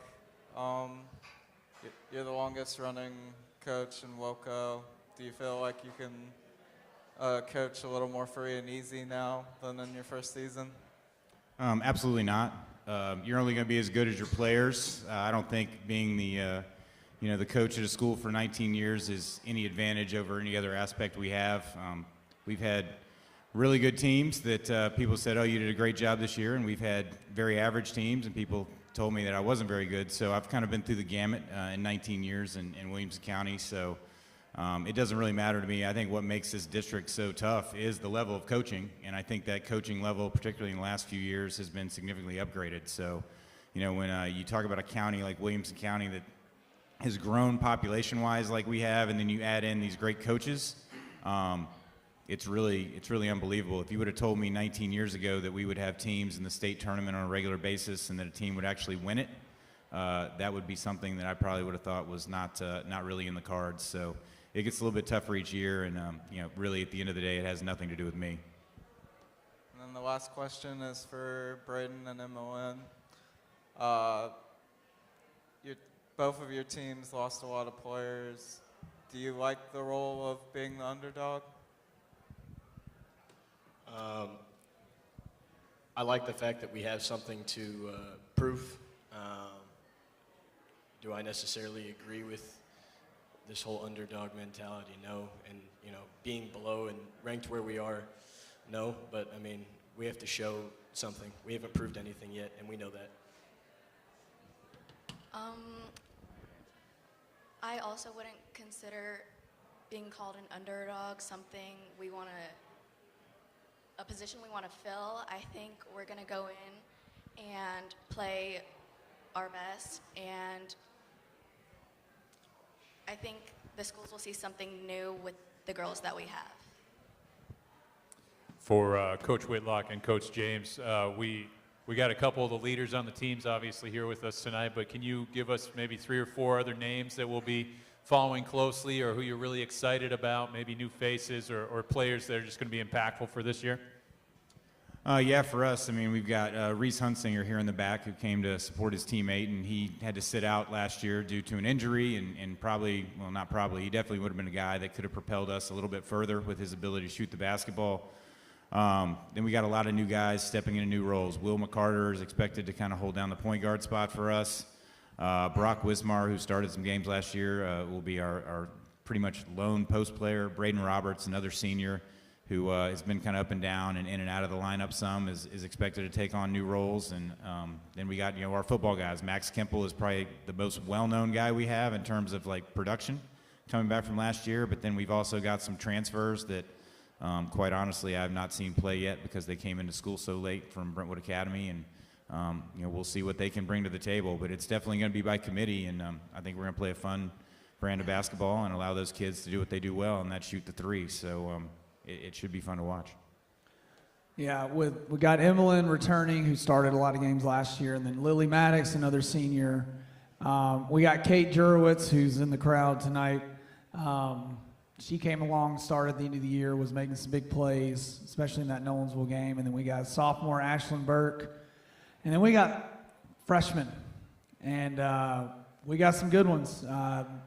I'm sure the girls here would attest to Chi Nadeau is going to be someone that you're going to hear a lot about in the next 4 years. She can really play, but we just got a lot of really good athletes, and they're very green, but we have really good leaders, and Emmeline being one of them that's doing just a really good job, treats them the right way, motivates them. So yeah, we are what we are, and I like this team. I'm really excited about this team and this group.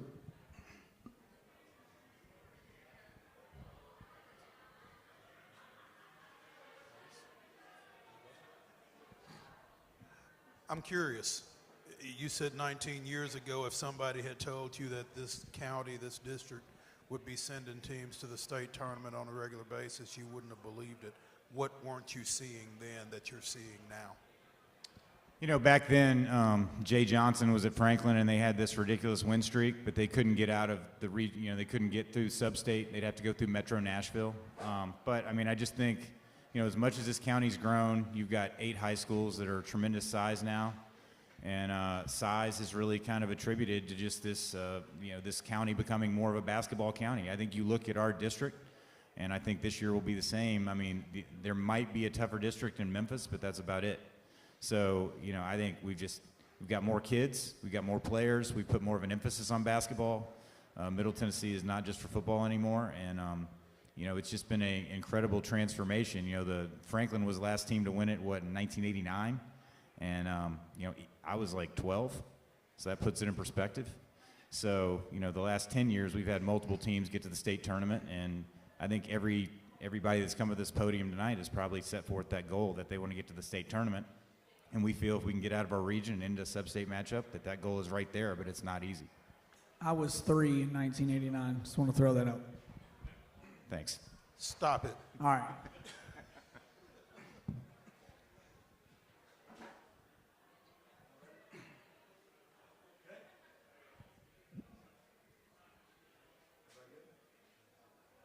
Thank you, Ravenwood High School. Appreciate it. Thank you.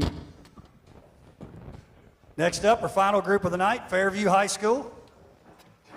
Thank you, guys. Thank you. Coach Wayne McGowan for the Fairview girls. Coach Trey McCoy on the boys' side. They're making their way up here. To close out our night, Basketball Media Day 24-25. I want to thank the folks at Mojos Tacos here at the factory at Franklin. Walker Chevrolet, appreciate their sponsorship. Mr. Tate Matthews, Adidas Matthews Team Sports, appreciate their support as well. All right, we're going to wrap it up with Fairview. I appreciate them being here. I know they're excited about their teams, about the season coming up. Coaches, if you would, introduce who you have with you, give some expectations for the season, and then we'll take questions from the media. Fairview High School.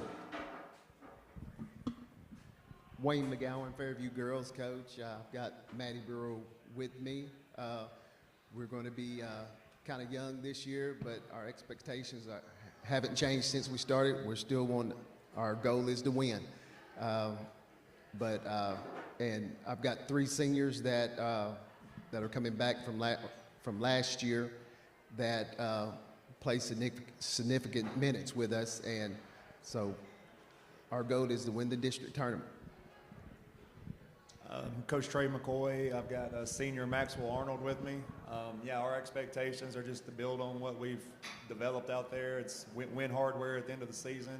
I've got a group that's really hungry, and I've not been around a group that's played this hard, so I'm just really excited to get them on the floor and see what they can do as the season progresses.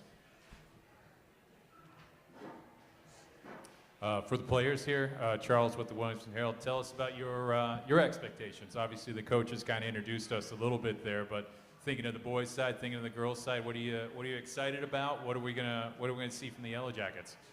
I'm pretty excited for this season. I think we got a good group of kids. I think we're gonna turn some heads this year. I'm excited for this season. I think we have a lot of unique strengths on the team, and so when we work well together, I think we'll be really good, and it'll be really fun. The excitement level, obviously, right, coaches here. We're at that time. It's November here. Coach McCoy, start with you. Thinking of this team, kind of break it down for us a little bit. Some of the potential identities you're working with, what strengths, weaknesses, things you're working on. What do we see from these guys? Yeah, I was just telling Darren how excited I am. We kind of last year were kind of in between. We didn't have a lot of depth. We had some young guys that wasn't quite ready, got thrown in the fire. Didn't have Maxwell last year due to an injury, which that hurt us more than people realize, because he brings a lot of toughness and athleticism to the court and can knock down shots. The group I've got, like I said, I've never had a group that works this hard, and they're just yes sir kids. Just they look you in the eye, and I think they'd run through a wall. They're really, really hungry. The buy-in is, I don't think we've had the buy-in like we've had, and it's weird coming off a season like we had last year, which was a rough season for multiple reasons, but it's a breath of fresh air. I think we're going to bring athleticism to the court. I've got 9 or 10 kids that I feel confident putting out there. We've got a good mix of length and athleticism, guys that can shoot it, and our IQ just keeps going up. So I think it may be the best brand of basketball that my program's had by the time we get to January. Coach McGowan, thinking of a similar setup there, breaking down this team a little bit. I know you mentioned a couple big leaders here that we've seen for a while. Who are some of those younger faces we might be getting used to, or new faces? And then just overall, strengths and weaknesses here. Well, we're the direct opposite of the boys' team. We don't have a lot of depth this year. But like I said, we got 3 that are coming back that played a lot of minutes. Maddie Brewer is going to be our go-to girl. Probably she was our leading scorer last year and our second leading rebounder. We got Claire Cato, big post girl that we're expecting a lot from this year. I've got 5 freshmen that we're really excited about, that once they know the game, then they're going to help us out a lot. And Chip Cirillo here. And for Maxwell, what kind of injury are you coming off, and what's the recovery and the return been like for you? I tore my ACL last year in July, and it's been a pretty long recovery, but I think I'm doing all right this year. and I'm trusting my knee so far. For the players, Chip's had a good question that we've kind of used over the night here a little bit, thinking of who you might be most excited about teammate-wise. Who's someone that might have that breakout role, or someone that you're really excited about playing with in terms of just as a teammate? I'm excited to play with one of our guards, Blake. He's got a good IQ, good passing, and he can shoot the ball really well. I'm excited to play well with two people, the other seniors, Kaylee and Claire, because I think they play a big role and that they're going to do really well this year. Maurice Patton with Main Street Murray. Maddie, when the coach sits there next to you and tells you that, or says that you're going to be your team's go-to person, I mean, A, has it ever been said so starkly, and B, you know, what's the significance of that for you?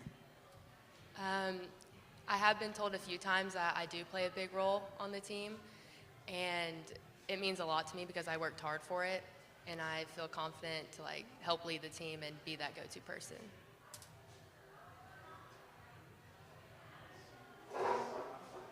Coach McCoy, we've kind of gotten used to maybe a style of play. You kind of described how you're really excited about January, but that style of Fairview ball with so many of those guys we've gotten used to seeing over the last couple of years here. Can you break that down a little more for us, what we might see on the court? Yeah, I think the biggest difference is we've usually had one or two guys that can fill it up and play on any team, kind of go-to guys. Really, the only player that we were returning that played a lot of minutes last year was Jax, and Jax tore his knee in the first football game of the season. He's my son, so I can say that.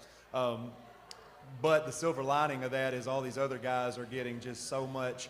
I think they kind of leaned on him a lot, and now the whole team is just, it's a synergy thing. So we don't have that one guy you got to stop this year. I think we got multiple threats. We're going to look to play faster than typically. We're going to look to get up and down the floor. He mentioned Blake Fawcett, who is a transfer student. His family, he is the stepson of my new assistant coach, Kareem Wright.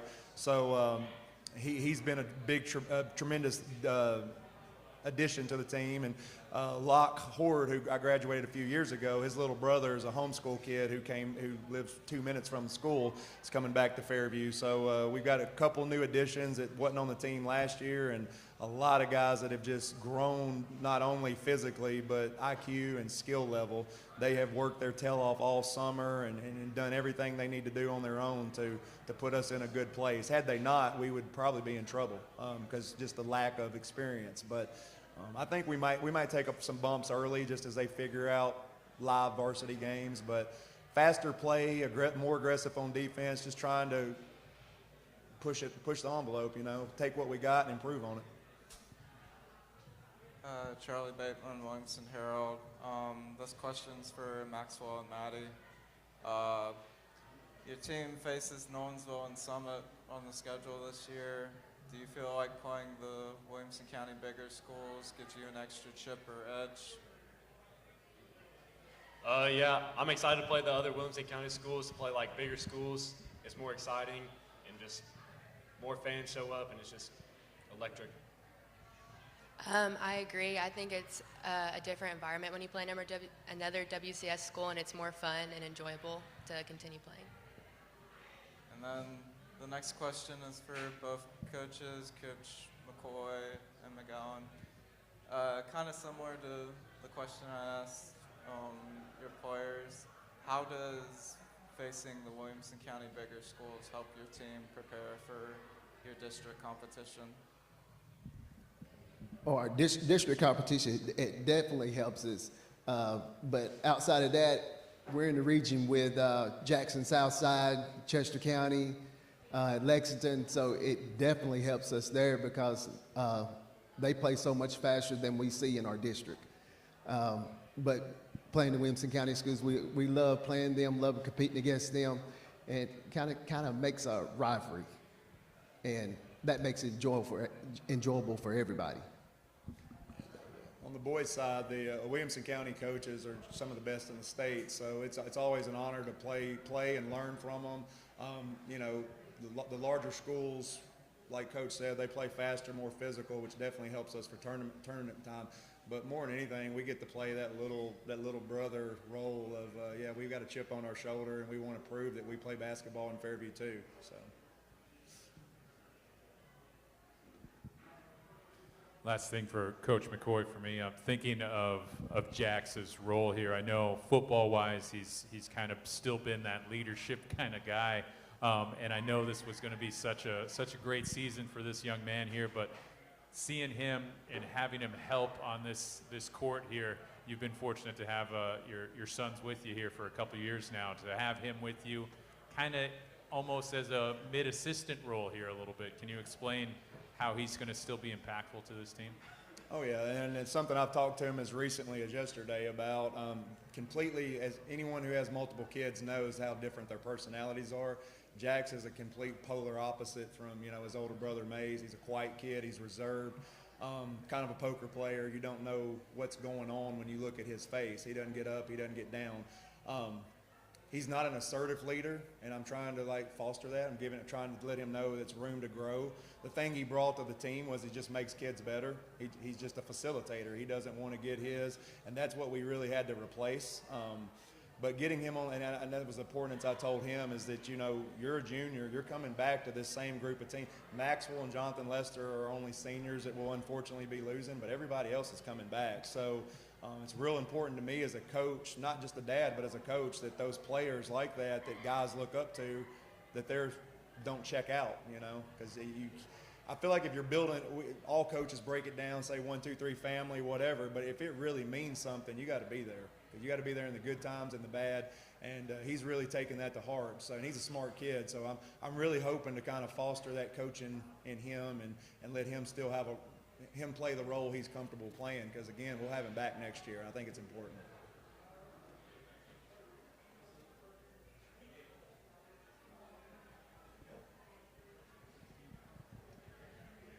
Thank you. Good job, Fairview High School.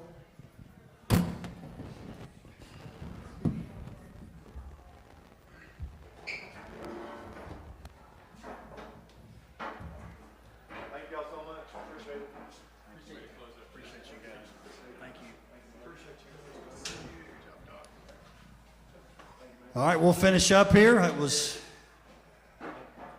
our night school tonight. Appreciate everybody being here. Want to thank some folks again. Members of the media. You don't have media day, whether it be basketball or football media day, without members of the media. President Tate Matthews, as always, he did a great job. I know we had a few that were fighting traffic coming in, but they made it, so we appreciate them being here. I want to thank Mark Parrish for helping us out. The folks at WCTV, Will Jackson, appreciate Lance West being here helping us out. The OTL crew, as always, Mr. Matthews, and of course, Adidas and Matthews Team Sports. Takeaways from tonight, Tate, as we close out. There were lots of people really excited about their squads. And I think it's natural, it's the beginning of the year. But in particular, I think on that boys' side, I felt like there was a lot of folks that feel like it's pretty darn wide open. Yeah, I think so too. And then a couple that you could tell maybe think they're being overlooked and they're okay with that. Maybe the dean of Wilco coaches might feel like they're being overlooked a little bit. And I feel like he'll be using that in the meeting room. And he likes that. He likes that in the practice floor. But, a lifelong Vanderbilt fan, always been an underdog. He kind of used to being the underdog. He's a natural underdog. There's no doubt about it. I think Coach Crane had the quote of the night. He did, and I think it's worth maybe repeating. To paraphrase, he said they were asking him some of the things he does not like as being a head coach, and he said he didn't like the parent emails, and he said, I'm just a kickball teacher, and some of them are CEOs, but those parents ask him pretty, what do you say, low-level questions? Low-level questions. So, low-level questions. He's going to do great. And I thought it was, see, you always give a guy like Coach Crane a pass because he's got that self-deprecating humor.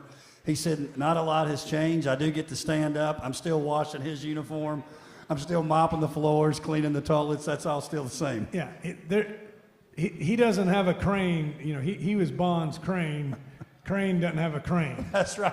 Crane That's is right. Crane's Crane. Well, and don't let him kid you. They were a great team, and Coach Bond would tell you that too. He would Great say team. those 500 victories or whatever Coach Bond had, he would say Coach Crane gets half of those. No doubt He would about it. definitely tell you. So, just as we close out here, Tate, any changes, or now that the coaches have kind of made their way out of here, we want to make our predictions in terms of how it finishes. We'll start on the girls' side. Yeah, I'm ready. Okay, who's your favorite? I'm going first? Yes. I'm going with Paige. You're going with Paige. You know, I like Paige. I do, and I think they're the top three. I'm going to go with Nolensville, Paige, Brentwood, but because of Ella Ryan, I'm going Brentwood as the team to beat. But you know, there's I not. like it. New coach, you know, they got to get used to each other. Yeah, but I think they're all in with the chance. I do like Franklin with Brandamore. I think they can make some noise, and watch out for Indy too. They've got Aaliyah Fleming, Savannah C. Those are a couple players with some experience. And I thought our coaches, we had the 5 new head coaches in the league. I thought they did great tonight. I thought Coach Jackson, I told her, I said, you fit right in now. You got right in there and didn't mind the bright lights, and it was great. No, she's the youngest of the group. And Yeah. She looked like this was like her 4th or 5th one. That's so right. She's a veteran. She didn't miss a beat. What about on the boys' side? I'm going with the Cougars. Wow. Okay, and your thought there, I know you and Coach Jeremy Moore go way back. That's maybe part of it. Hard to bet against J-Mo. I like his squad. They're going to defend. They're going to rebound, and they got my man Patton. So I'm going Cougars. You obviously are not. Well, I'm telling you, I know a lot of people. You're going Admirals. A lot of people are talking Franklin, and I agree with that. But I'm telling you, until someone knocks off Indy, I'm going with Indy. I like that one too. I believe in Tylen Lewis. I obviously believe in Coach Wilkins. But like on the girls' side, especially on the boys' side, I think you could shuffle up the teams. You don't know what you're going to get. Look out for Paige too, and Nolensville. You could tell.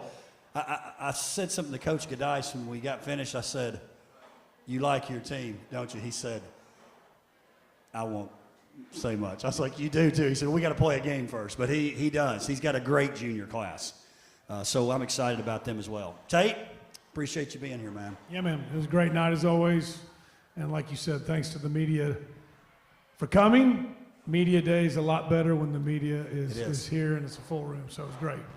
And thanks to Aaron for finding out whoever took our green chili cheeseburgers and getting them replaced. Thank you very much. Appreciate outside the line students being here. Always do a great job for us. Thank you for joining us for Basketball Media Day. We'll see you next time.